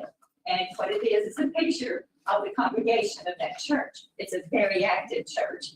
These are very, I don't know how many of you understand why the Marshallese people are in the United States, but they are a federally protected people. They're very, some people would say reclusive. They stay to themselves. They were very fearful when we first met them. They were very gracious. They invited us into their congregation. We went there after their services were ending one day on a Sunday afternoon, and they were very quiet, non-assuming people, and they just like staying to themselves, I'm guessing, and they are very hard to contact. I found that out myself. But once we did, we found them to be very gracious people, and they have a very active congregation. The pastor's wife, actually, I have a copy of it here, wrote down for me all the different schedule of their services. They meet Wednesday evening at 6:30, Friday evening at 7 p.m., Saturday morning at 10 a.m., Sunday morning at 11:30, and Sunday evening at 6:30. So they are a very active church. They have a number of little children with them as well. 19 of them signed a letter here. Let me read it to you. It says, "We, the people of the Marshallese Church in Huntsville, Arkansas, USA, wish to present our opposition about the Crooked Rooster selling alcoholic drinks of any kind on this public square. They are only about 100 feet from our front door at an angle which would be very visible and offensive to the people and children of our church. We have been worshiping at this location for 8 years and plan to continue here. Please deny an alcohol permit to the proprietors because of the spirit and or letter of the pertinent laws of this state, which were enacted to preserve the peace and to honor the locations of the various houses of God across our land. Please deny this by barring alcohol commerce from disturbing the worship of God, and so that the safety and integrity of our small town square will not be compromised." So that's very important testimony, I would believe. And if you know the story of these people, they were brought here to the United States because the United States raided their island with nuclear testing. And that's why they, I guess we were privileged for them to settle in Northwest Arkansas. But there is a bigger concentration of them, I understand, in the Washington County than there is here. But I believe that we have a duty to be responsive to these people and to their requests as citizens who were born here. Okay, the other thing that I want to read to you is the signatures of the supporters of the appeal that Pastor Seiler has presented to you today. There are in this packet 270 of them. I want to enter this into the record, and here's what it says. All of these were attached to his original letters of appeal pertaining to Crooked Rooster and the Dive Bar. And then these people have signed this in support of those appeals because we are wanting answers about the law. We're not here necessarily, originally it was against the Crooked Rooster, and then we found out later that Dive Bar we had also approved for a conditional permit there close to the school. It is about keeping the law that we are interested in. You as our state agents. I mean, you are servants of the state and of the people, the taxpayers, and we expect you of all people to be obeying the law. This says what they say, as pastors, deacons, church leaders, or ordinary citizens in the state of Arkansas, we, the undersigned, affix our signatures in support of the attached letters of appeal. We need to know exactly what the law of our state allows or disallows in the matter of retail alcohol sales in proximity to church and school properties, and daycares also it mentions, as it has become increasingly a confused issue in recent years. Thank you for your lawful accommodation of this appeal and our request for official explanation of the matter. Please provide written correspondence of your final decision with full explanation as requested by this appeal to each address below. And I will say that most of these are from Madison County. However, as this is beginning to get known, neighbors have told neighbors, friends have told friends, and relatives have told relatives. And so you will find there's a number of people who have signed these, support of these appeals from other parts of the state. And we're getting calls very often from various parts of the state. So this information is getting out, and it will continue to grow because it is time that we had answers. As far as with about the seal on the state, I thought that was very interesting. Director Lewis said he brought up the word may or shall, but Pastor Sido answered that very well. The next section takes care of that very well. And actually, I was also pleased when this Peacock, was it, I believe, was sworn in. Did you notice what the oath of office was that she took? To support the Constitution of the United States and to support the Constitution of the state of Arkansas. I think that's a wonderful thing to take and to know. And I'm not asking you to answer this question, but I think it's very important. How many of you have read the Constitution? How many of you do? And members of the board, I'm going to object. We have gotten way far off path of what we were here to talk about, alcohol permits. So I'm going to. Excuse me, let me say how this does connect with that, because Article 2, Section 12 of the Constitution of Arkansas says that only the General Assembly has the right to set aside laws. They have not done that in the matter of 3-4-206. So therefore, for ABC to be doing that, yeah, I believe you will find that you are not keeping the oath of the office. Also, you will find in this packet of information that Pastor Sido has provided for you, that there is another very interesting section of the Constitution, Article 7, Section 28, which gives the county court exclusive original jurisdiction in all matters of local concern. And from what I have read and studied and understood, there is also a Supreme Court, Arkansas Supreme Court decision that says only the county courts have the authority to issue all license. So when you put those two together, I believe that ABC is, as he has already stated, acting under color of law. And I would like to challenge this to find your jurisdiction. If you really have the jurisdiction to be doing what you're doing, and if not, and then also with the definition that he talked about, you need to consider, oh, this is another thing. They said, H. Dotson, this will be a question for you. They said that it cannot be. I'm sorry, let's make sure Agent Dotson is Okay. here and has his microphone. Very Yes, well. Okay. When they say that the retail package stores is the only thing that law applies to, the only retail package store in Huntsville, Arkansas is the Luck of the Draw. Were you the agent that did the investigation on that? No, I was not. Okay, do you know who was? No, ma'am, I do not. Okay, members of the board, I'm going to object again. I don't think this has anything to do with Mr. Hupp's application. It has everything to do with it because of the law. Is the law what we're going by or not? Is this country still under the rule of law or not? That package store that has an alcohol permit is across the street from a daycare, a preschool. Ma'am, can you hear me? Yes, sir. This is your final warning. Please keep your argument specifically to the restaurant that we're talking about here today. We're not here to talk about any other permittees for either restaurants or liquor stores at this point in time. We appreciate all that you've done as far as researching on your behalf, but we need to keep this focused on what we're here to talk about right now. All right, we're very happy to do that.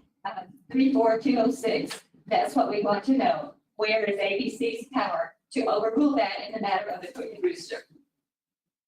And the distancing requirements between churches, and as Pastor Sido mentioned, there's 2 other churches within that same proximity that apparently was not investigated or measured to their distance. So why one and why not the other? all this inconsistency in the law. That's what we are trying to get to the bottom of. And we, as well as this almost 300 supporters, because I understand some of them are been mailed into your office. So I will rest my comments with that unless someone has questions for me.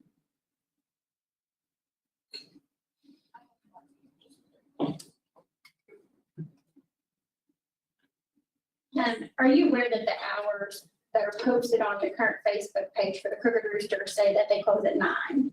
I'm not on Facebook, I have no idea. Do you have any evidence that they do not close at 9 currently, besides what you've already testified to? Looking at this application, that I got that by reading the information. Okay. And are you a member of the Marshall East Church? No, sir, no ma'am. And how did you write?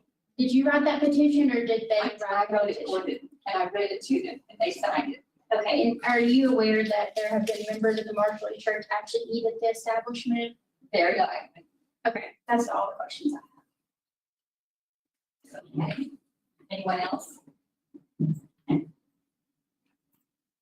You know, in one of those, speaking of what she just said, in one of those Supreme Court things, it was mentioned by the opining justice that church waivers did not overrule state policy, state law. So that's very interesting too. It's not about whether or not some members of a church would support an alcohol permit. The law is the law. 1,000 feet is the law. We want to know, where is your authority to cast aside that law? Thank you. Members of the board, we also had a Lonnie Burks and a Donna Franks who had signed up to speak against. Anyone else want to take a pass? I can just, is this okay? Well, we're gonna have a hard time picking it up. I'm sorry. I hate to make you lose your seat, but maybe someone will save it.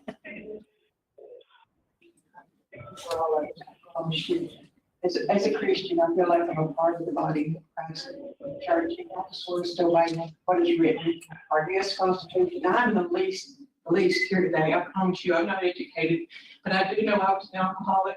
I do know whenever the doors open, that to come in. It destroys. I go to the jails now. Sir, I witness to those people that's been damaged and hurt. I lost my husband 11 months ago to alcoholic dementia. I'm here out of the love of God. Folks, it makes a difference how accessible it is for those that wouldn't be legal to buy. They'll have one, and then the little ones come up and they'll drink and think it's funny. It damages everything it touches. I live it, I see it. I'll give an account to God Almighty. He's been gracious to us all.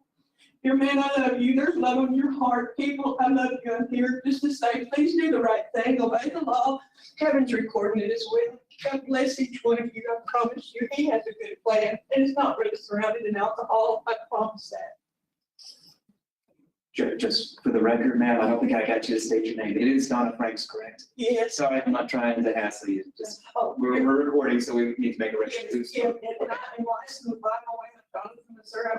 I live in Stone County, and as a body of Christ, I say, Jesus loves you. He's coming saying, this world is crazy. Let Arkansas stay sheltered. North Arkansas sheltered, the least counties in the whole United States that do not sell alcohol, much less drinking. Some people, and I did. I got a lot of scars on my head, broke bones, didn't feel. I can tell you, you don't want more liquor. Buddy, I love you in the name of Jesus.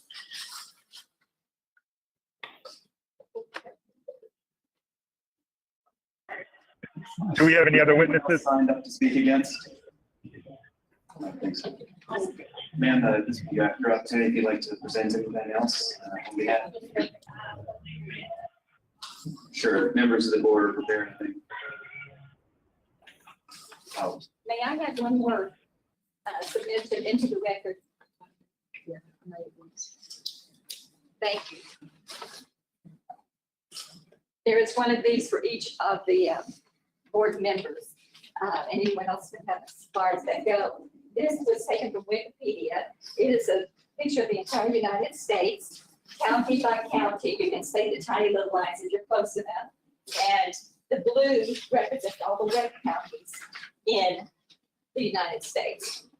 The red ones represent the dry counties in the state, in the United States. And the yellow ones are the mixed, where it's dry and they have higher flood.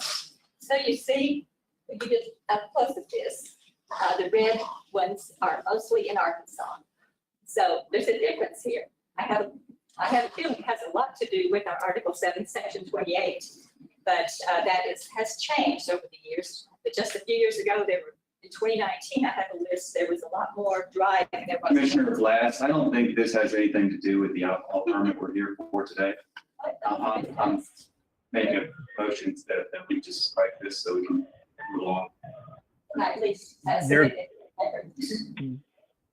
You may probably. Yeah, there's some, Okay. yeah, I'm fine to take them. I'm fine to take them, but we need to move forward. Thank you.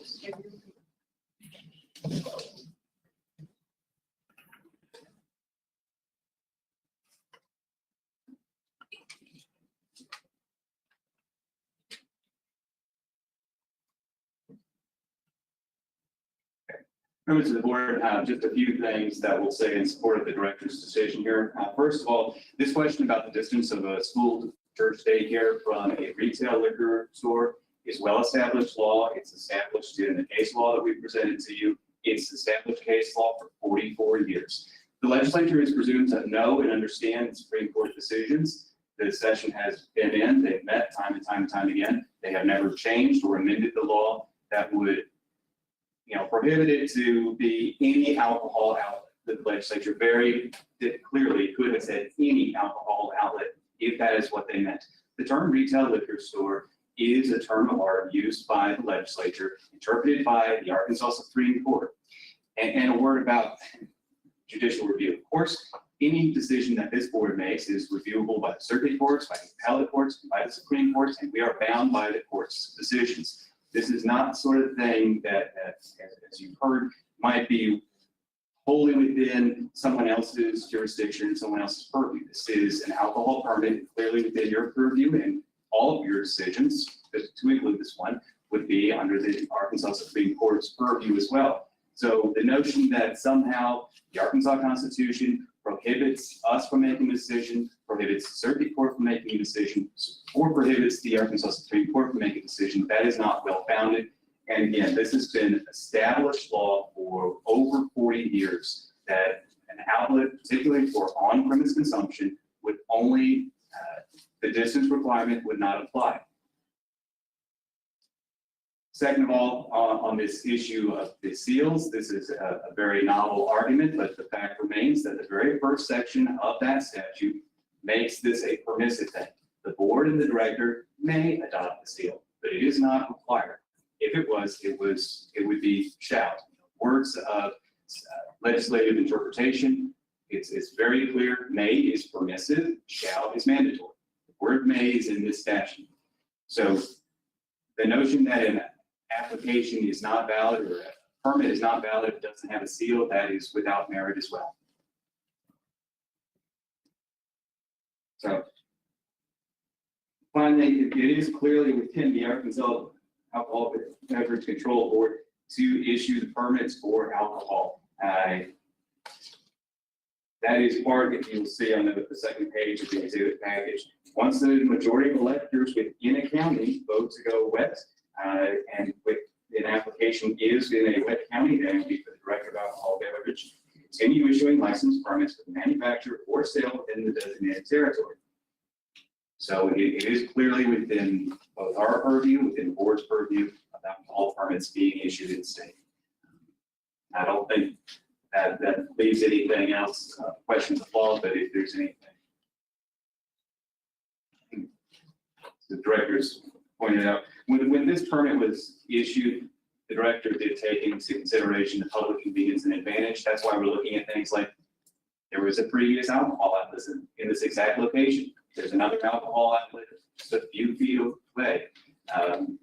That's the reason why you hear from public officials, not just on this permit, but on every permit. We always give public officials a chance, opportunity to raise any objections, raise any concerns that they may have.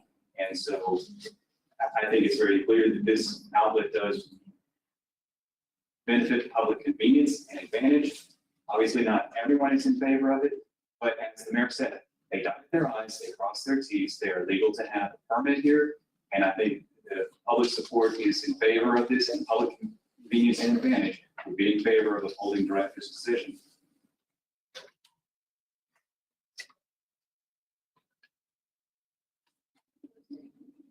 That's the I'll keep this short, I promise. Do you have I any- just wanted to point out, Go ahead. oh, sorry, I thought I heard someone say something, but I just wanted to point out that as Agent Johnson said, that Mr. Hub has already passed compliance. He was a cooperative applicant. This is a restaurant atmosphere. As the mayor mentioned, he has been there. It was a professional atmosphere. There have been no concerns yet. No safety concerns. Mr. Hub has followed the process to a T. It's already been mentioned. He's been cooperative, no issues whatsoever. And this is, from the testimony we've heard, is good for the community. This is good for small businesses. There's not another restaurant like this in the town. And so this will be good for the taxpayers. And then finally, I don't think there's been any evidence to the contrary as well. And it seems like we've only had legal arguments, which have already been addressed, that there's obviously clear precedent here for that 1,000 feet exemption. So that's all I have to say.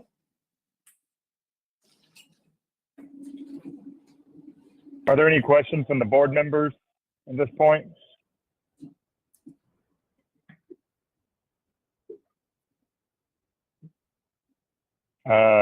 If we don't have any questions, is there would someone like to make a motion at this point in time? Are we ready for that? Mr. Chairman, I do have one other thing I'd like to add. Okay, please proceed. May I hand out these packets, please? I And mean, then this will only take 30 seconds. loads of evidence, and now we're kind of going back up and opening up evidence again. This is not evidence. I'm challenging the jurisdiction of the Alcoholic Beverage Control Division. Just to clarify, are you challenging the constitutionality of the ABC board's authority or statute here? I believe this challenge speaks for itself the way I have it written up. Well, I'm asking you to speak for the challenge, not to be difficult, but I'm asking if this is a constitutional challenge. This is a challenge that I would ask the governor of our state to take a look into this matter and to determine what the exact jurisdiction is, who has jurisdiction in this matter. Sir, we're all members of the executive here. We all answer to a boss.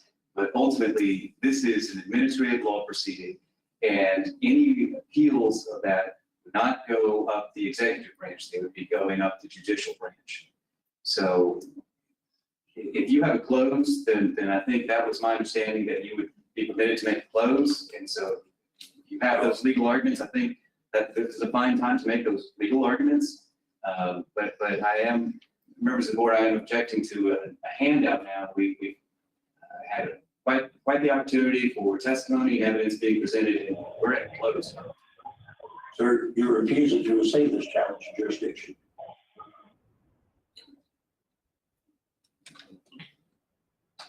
Sir, I don't think that, I think from the argument that's being made as far as challenging the jurisdiction here, I think in order to move forward with what you're trying to present to the board right now, I think you're going down the wrong path. If you're wanting to challenge our authority on the Alcohol Beverage Control Board, then you would need to file suit with probably the circuit court, if I understand correctly, to challenge what you're trying to do at this point in time. And you're welcome to do that. You have your legal rights, certainly. Chip, am I accurate in stating that? Well, of course, it doesn't make sense to challenge the authority with the board. That would go outside. But if Mr. Sile, I don't want to cut you short and give you the opportunity to present a legal argument. So if you have a legal argument by way of close, let's make that and wrap this up. Okay, I'd like to present this challenge. I'd like to give each member here one of these packets that has this in writing.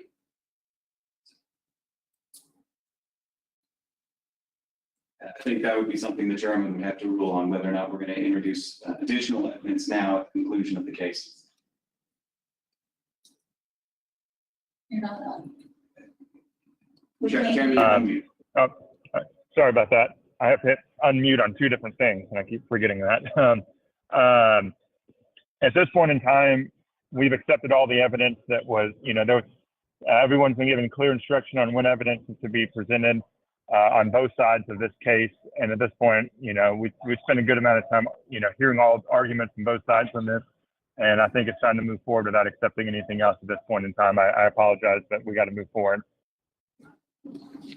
And this is not evidence that I'm handing out here. This is strictly a written challenge of jurisdiction. Let me suggest that we proffer this, so it's part of the record. It's not considered by the board, but it's proffered, and that way he has submitted it. Would that meet the board's approval? Okay. That's fine from my perspective, unless anyone on the board objects. All right.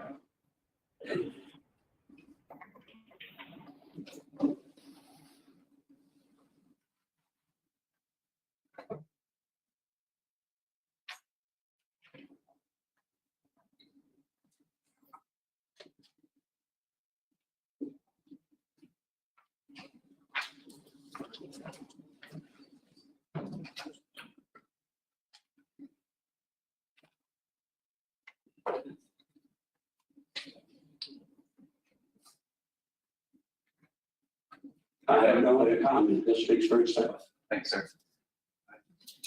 Chairman? Okay, at this point, if there's no other further questions or anyone from the board have any other comments, then we can hear a motion on, let me pull up the exact, on this case.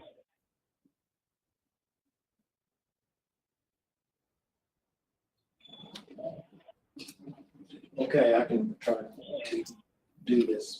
First of all, I appreciate y'all coming all the way from Huntsville, all the work you did to do this. And you may have some valid arguments. I'm not an attorney and I don't know. And so that's beyond what I feel our scope is here. In the case of 3.4206, next question, I'd encourage you to and welcome you to go and appeal it to the Supreme Court or what have you. And some people a lot more intelligent or knowledgeable of the law would recognize and do this. As I know the board members here are not attorneys.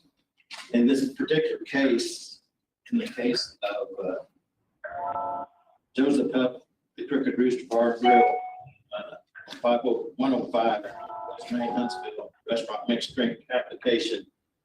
I look and I see that, first of all, Agent Jody Dotson finds that there's no issues with the establishment. He's done 2 compliance checks and done his due diligence to assure that this is not out of order. The second thing is, I find that Craig Todd Thomas, with 26 years of service in Madison County, new chief of police, that he is fine with that. And the fact that we have a 25-mile-an-hour speed limit on that side of the square sure makes it a lot safer than some places that you drive down and you're going 45 or 50 or 55 miles an hour. Also, I find that Mr. Mayor Dodson, and I'm sure with the city council and stuff, have no issues with this because it has to go through the city and stuff first. So based on these findings, I find that it is in the convenience and advantage of the people of Madison County or Huntsville, Arkansas, that these people be granted.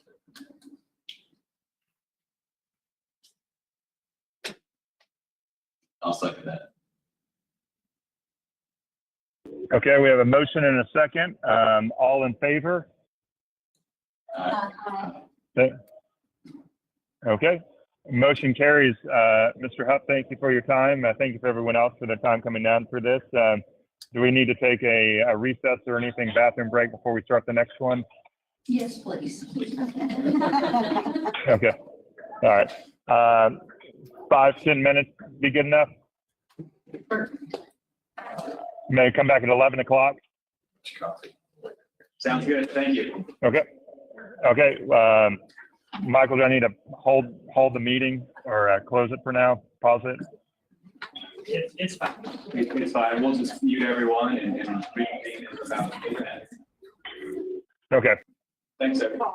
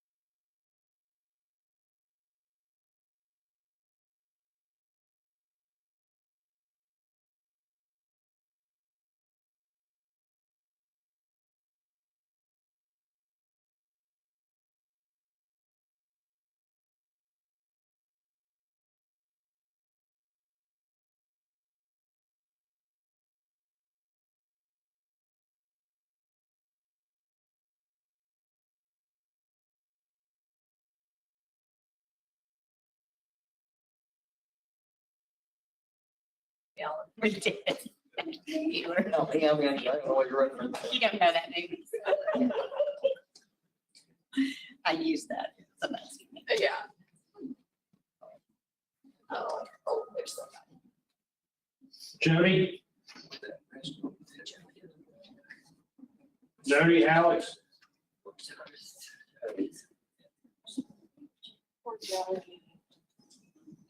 Hey, can you hear me? Yes, are you ready for us to begin? Yes, sir. We're ready to go when you guys are.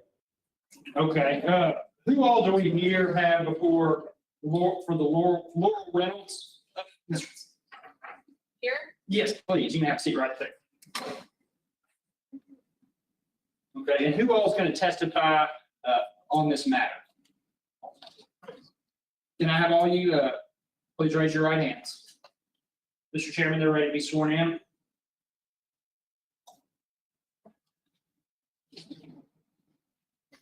Mr. Chairman.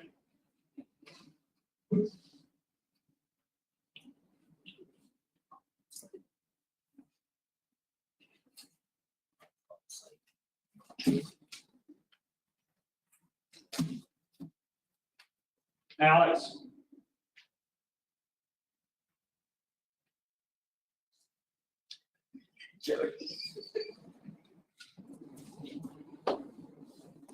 Alex, can you Hey, hear me? can you hear me? Yes, Yeah. we're ready for the witnesses to be sworn in. Yes, I'm sorry. I lost audio as soon as I was swearing you guys in. Do y'all swear to tell the whole truth, nothing but the truth, so help you God? Okay, can I please proceed? Yes. Okay, the first witness I'd like to call is Jody Dotson. Jody, can you please state your name for the record? I can't hear you.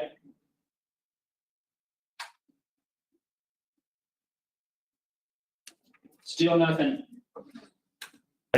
Are you talking to Jody, Michael? Yes.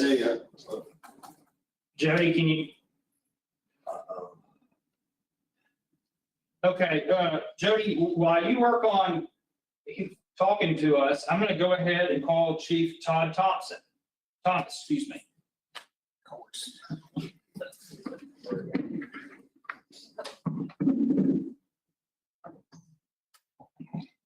Chief Thomas, can you please state your full name for the record? Todd Jason Thomas, Okay, where are you employed? City of Huntsville Police Department. Okay, what is your role and employment there? I'm the chief of police. Okay, how long have you been the chief of police? 8 years. Okay, 8.5, and you've lived in Huntsville your whole life? Yes. Okay, in the course of your employment with the Huntsville Police Department, were you ever made aware of an application for the dive bar at 1130 North Gaskell Street in Huntsville, Arkansas? I honestly don't recall. Okay, I don't recall that. okay,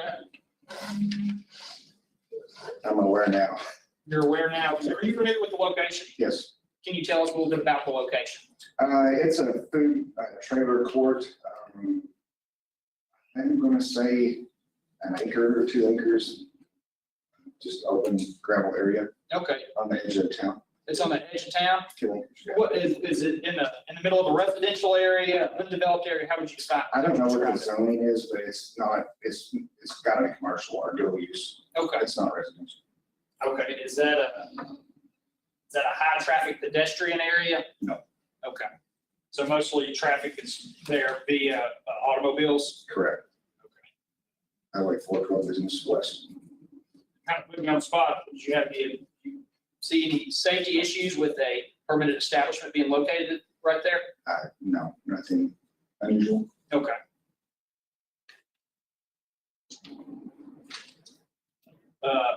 Ms. Reynolds, do you have any questions for Chief Thomas? I do not.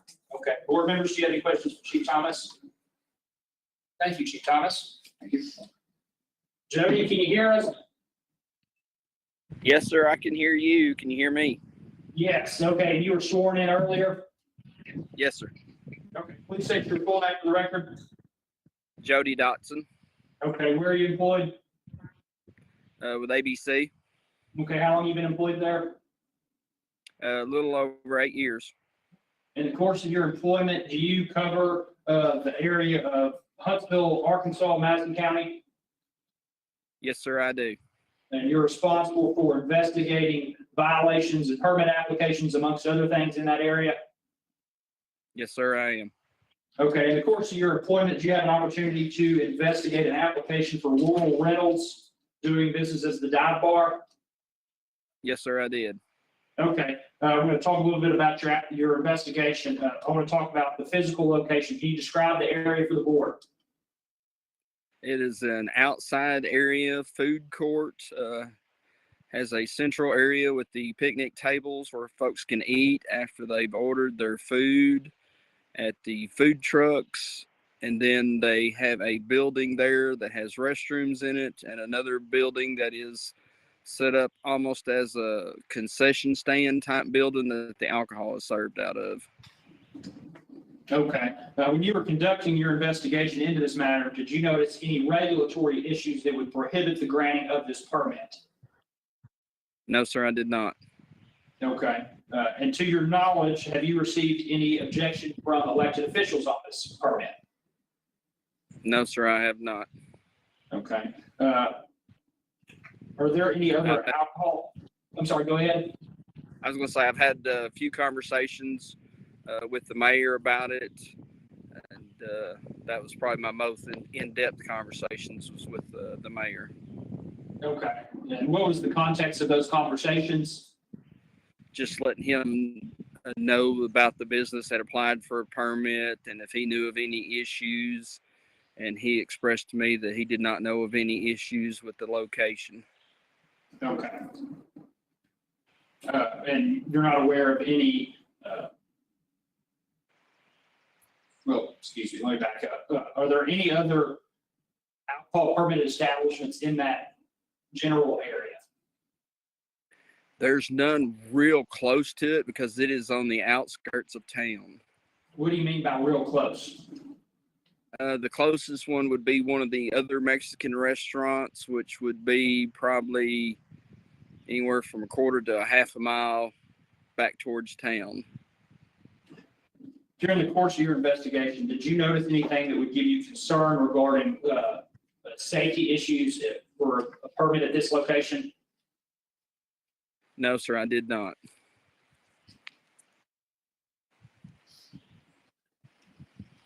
Anything else you'd like to add to your testimony right now? This business had back last fall a temporary permit for the Bikes, Blues, and Barbecue event. And we worked those events really hard and heavy. And so during the entire time of the Bikes, Blues, and Barbecue event, I visited this site daily that week that they had their temporary permit. I spent time inside the concession stand and watched them check IDs and went over with them everything on checking IDs and over serving. And of my 3 days of observing them during their temporary permit, they did a good job of doing what was expected of them. Okay, thank you. Anything else you'd like to add? No, sir. Okay. Mr. Reynolds, do you have any questions for Agent Dodson? I do not. Okay. Members of the board, do y'all have any questions for Agent Dodson? Okay, thank you. Next, I'd like to call Mayor Travis Dodson. Here, we can share it over. Oh, hey, Michael. Yes. Do we want to keep Mr. Dodson any longer? I know we've taken a lot of his time already today. If no one else has any further questions for him today, or do you want to keep him on the line? I would feel more comfortable if we could keep him on the line in the event there is an issue that comes up where we need to have the ABC investigator discuss it. Okay. Sorry, Jody, I was trying to help you out. No problem. We're during the break, we took a few moments to start breaking down camp because we're going to finish up this and then we're heading down the trail to the next stop. We're not, okay, well, yes. Mayor Dodson, please state your full name for the record. Abraham Travis Dodson, Okay, and where are you the mayor of? Mayor of Huntsville, Arkansas. Okay, and you've lived in Huntsville your whole life? Yes, sir. Are you familiar with the application that we've been discussing here Yes. today? I was actually, before elected mayor, I was on the planning commission whenever this came up with Mrs. Donahue. That's what I want to call her. That's what I know her as. It came up in planning. I think it's a dual use zone. Is that correct? I'm pretty sure it's a dual use zones, which would absolutely qualify her to have this establishment. And I'm also very well aware of it because it's directly across from my house. Okay, well, as a resident right across from it, do you have any issue with it? Absolutely not. It's very quiet. It's very professionally ran. And just as I mentioned with Mr. Huff's restaurant, you always, as a public servant, you go out and you look at these things after they come about. And to be quite honest with you, I had no issues with that either. So. Do you have any concerns for safety for where this permit is located for the surrounding area? No, as Chief Thomas had said earlier, there's not a lot of pedestrian crosswalk or anything of that nature out that way. We just had an event center put in. I don't know how far away it is, but that's pretty much contained in one area there for the school district. So there's not a lot of, matter of fact, there's not any sidewalks out there. It's actually, they call it Gaskell Street. However, it's actually 412 business. And I actually own an office out by this location as well. And maybe once every 3 months, we get somebody that's walking by. That's about it. So, yeah.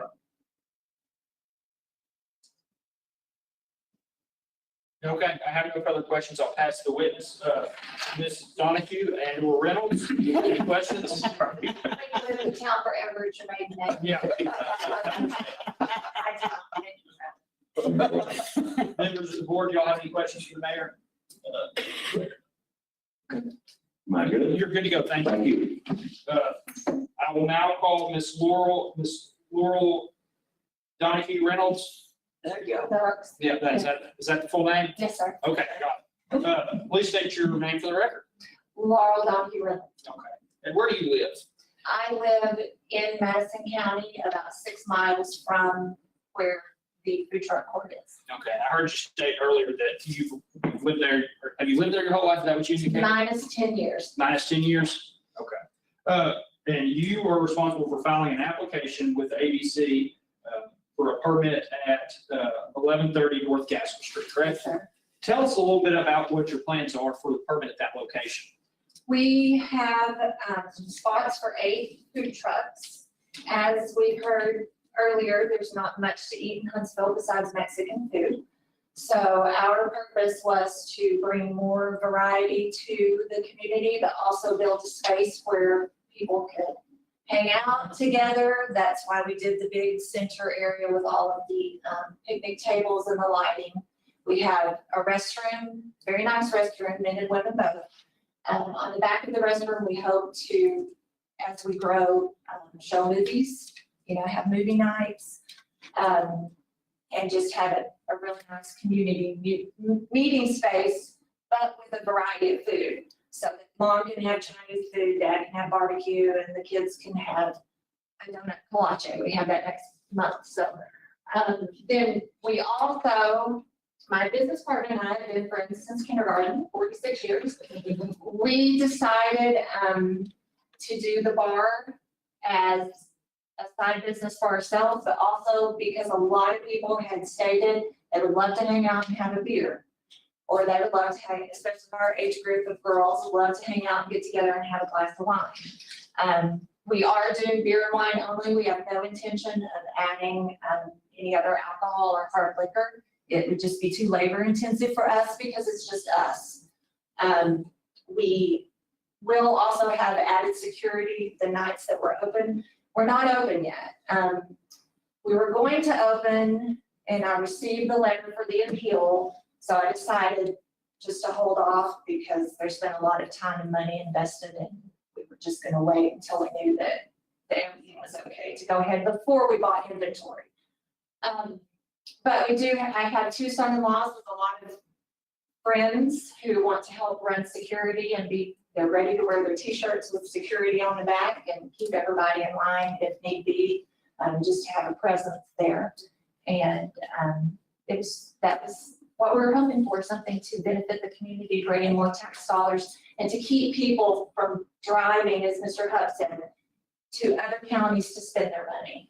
Because we deserve those choices just as much as Washington County, Benton County, Boone County. And it keeps the tax dollars there, which helps everything grow and the prosperity of the community as a whole. In your opinion, is that currently an issue in Huntsville with people leaving the city to go to other locations to? 100%.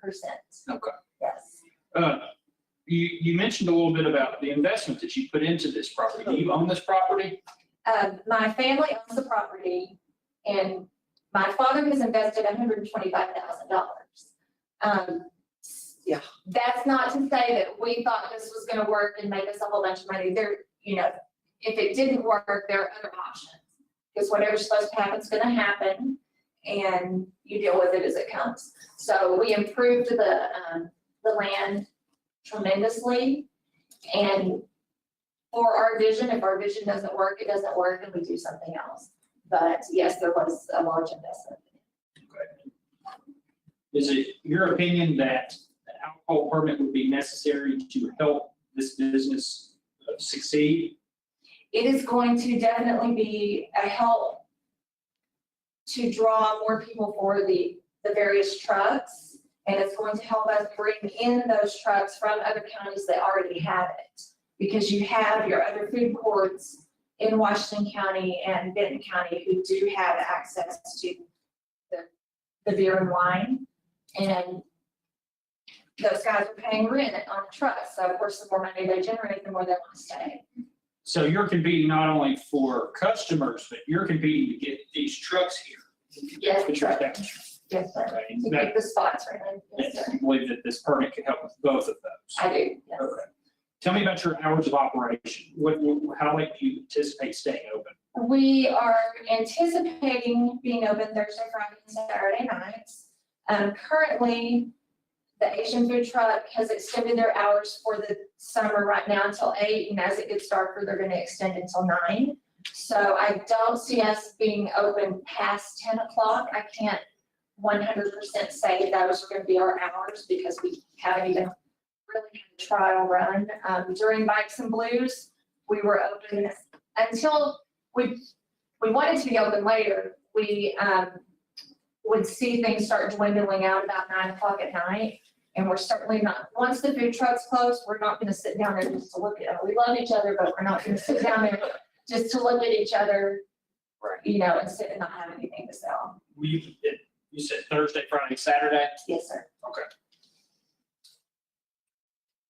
Tell me what procedures you have for monitoring sales to minors. We have gone through all of our compliance with Agent Dotson. Right now, it would be just the two of us as employees. Any employees that we would bring on, of course, will be trained to be compliant in all of the ways that the ABC lays out. Okay. And we are going to implement wristbands, hopefully if we get busy enough. That way, when they walk up, you know that they've already been ID'd. Okay.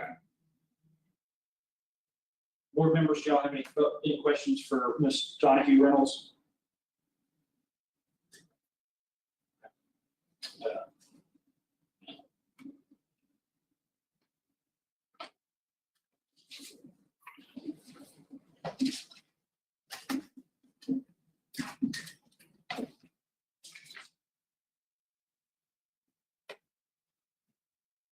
I have no further witnesses to present at this time. Ms. Reynolds, free to present your case to the ABC board as you would see fit.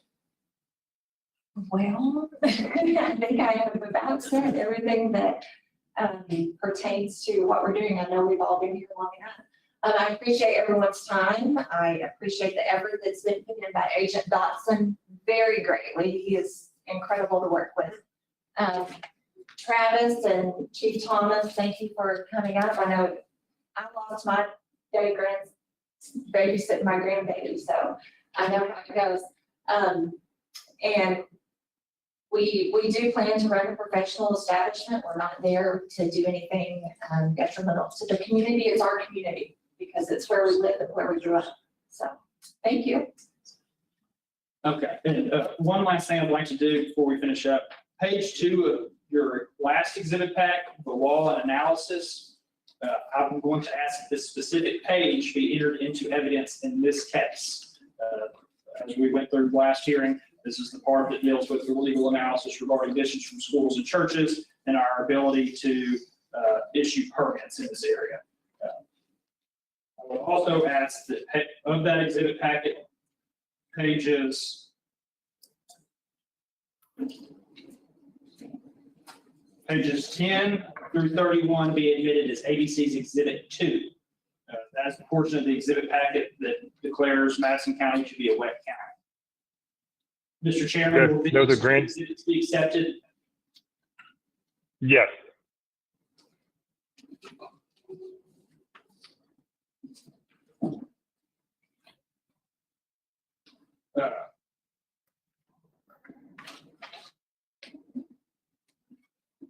Do we have anyone here to speak in opposition of this permit? Mr. Sauer? And if you want to sit over here, y'all can pass, y'all don't have to share, but if y'all want to share, y'all can. Okay. So we can. Oh, thank you. Actually, I have a question for Jody Dodson. Is that okay? Sure. Mr. Dodson? Yes, sir. I have one question. Did you have an opportunity to measure the distance between the dive bar property line and the school district property line? Yes, sir. When I did my very first examination of it, I measured from the business until the middle school, or to the, I believe it was the, can't remember if it was the middle school or the elementary school building. And then later on, I learned, okay, it was the Watson Primary School was where I initially measured to. And then on a later visit, I was made aware by the mayor, I believe, of the new gymnasium that is behind and to the, I believe it'd be to the behind and to the east of the dive bar property line. And that measurement to that distance was 573 feet. And Okay, to the actual property line? Yes, sir, to the gymnasium property line. Now, to the primary school was 2,649 feet. Okay. It's 573 feet to the activity center, the Huntsville Legal Activity Center. Yes, sir. There where the road turns in to at the very beginning of the parking lot. So that's still the beginning of the parking lot to the dive bar, not to the actual gymnasium itself, which would be probably another 300 or 400 feet addition to that, to the building, but from the actual beginning of the property line at the road. Okay. It's my understanding the way the law is written here is measured from property line to property line. Is that correct? Yes, sir. Okay. Thank you very much. That's all the question I have for you today, sir. Thank you. I just have a comment on this, and I appreciate Mr. Dodson on that. There was a mention earlier about tax dollars coming into the county and the county growth here in the state of Arkansas. It was really interesting. I noticed last week in the newspaper that Madison County is the fastest growing county in the state of Arkansas. So obviously our county growth is not dependent upon alcohol sales. But that was the only comment at this time. I do have, hopefully I'll have an opportunity to speak later on. Well, I think we're to that point. Oh, are we? Yes, you can. Okay, thank you. Thank you. It's okay with the board. Okay, this won't take long. Probably 30, 40 minutes. No, I'm teasing. There were 3 different case studies that were mentioned earlier concerning this ruling on retail liquor sales. The one that was not addressed was ABC versus Person, 309 Arkansas 588, which is dated 1992.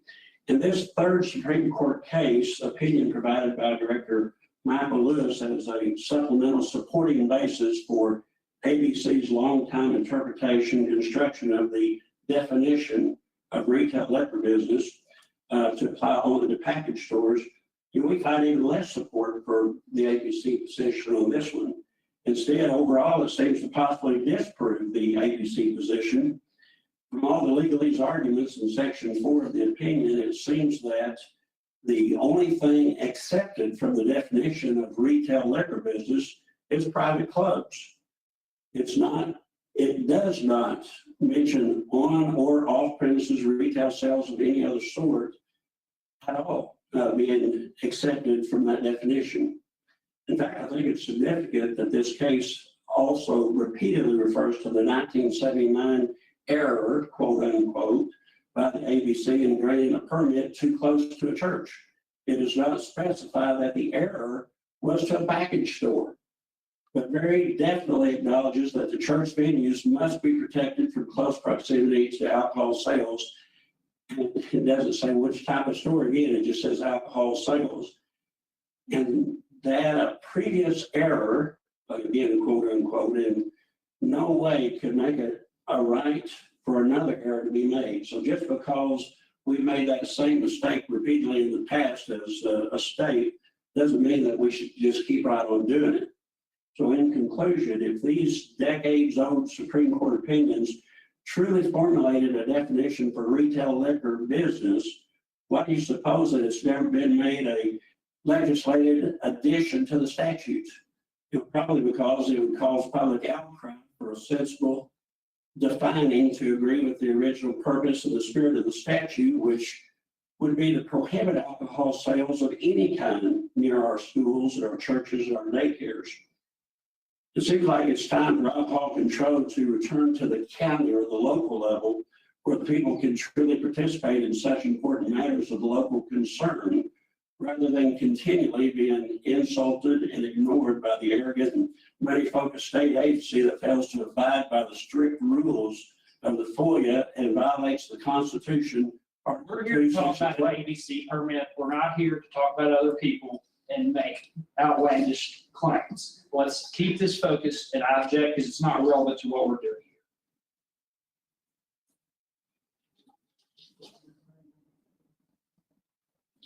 I think that we need to return to a law of Constitution of the state of Arkansas.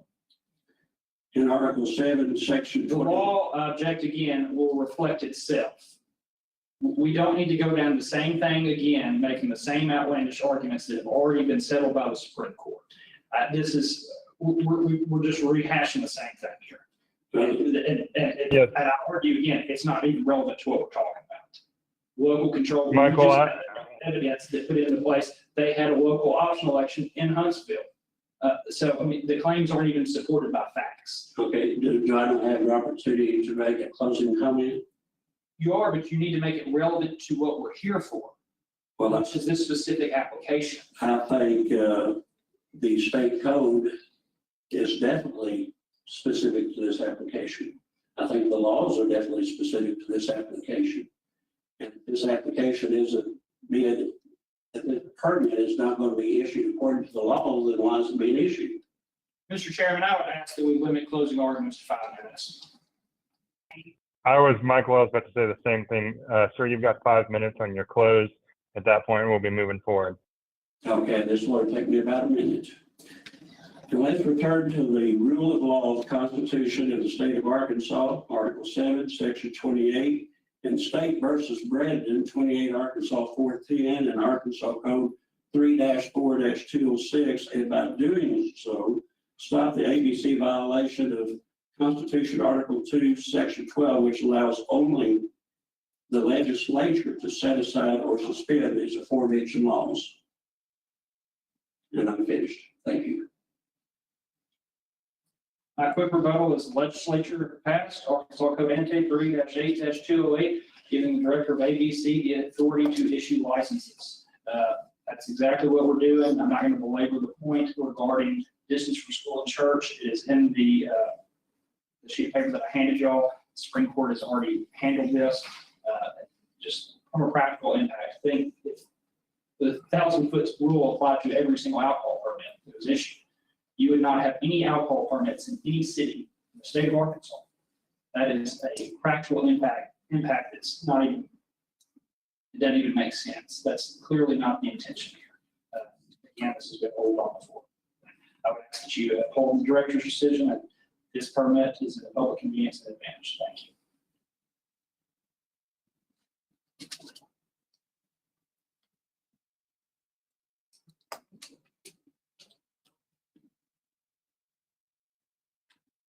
Michael, at this point, are we ready for a motion? Yes. Okay. Members of the board, do we have a motion at this point for Laurel Reynolds, the dive bar at 1130 North Gaskell Street in Huntsville? Mr. Chairman, I'll present a motion. In the case of Laurel Reynolds, the dive bar, 1130 Gaskell Street, Huntsville, is for a permit for on premises beer and wine. I do believe that this permit will serve in public convenience and advantage. It will bring options to the city of Huntsville for more restaurants. The police chief does not object, the mayor does not object, that he is living across the street. So therefore, my motion is to grant the permit. I'll second. Okay, we've got a motion and a second. All in favor, please say aye. Aye. Okay, motion carries. Ms. Reynolds, thank you for your time. Thank you for everyone else's time today. Michael, unless we have anything else, I'd say this meeting's adjourned. Thank you. Jody, have a good time. Thank you. Meeting adjourned. Thank you, sir. This conference is no longer being recorded.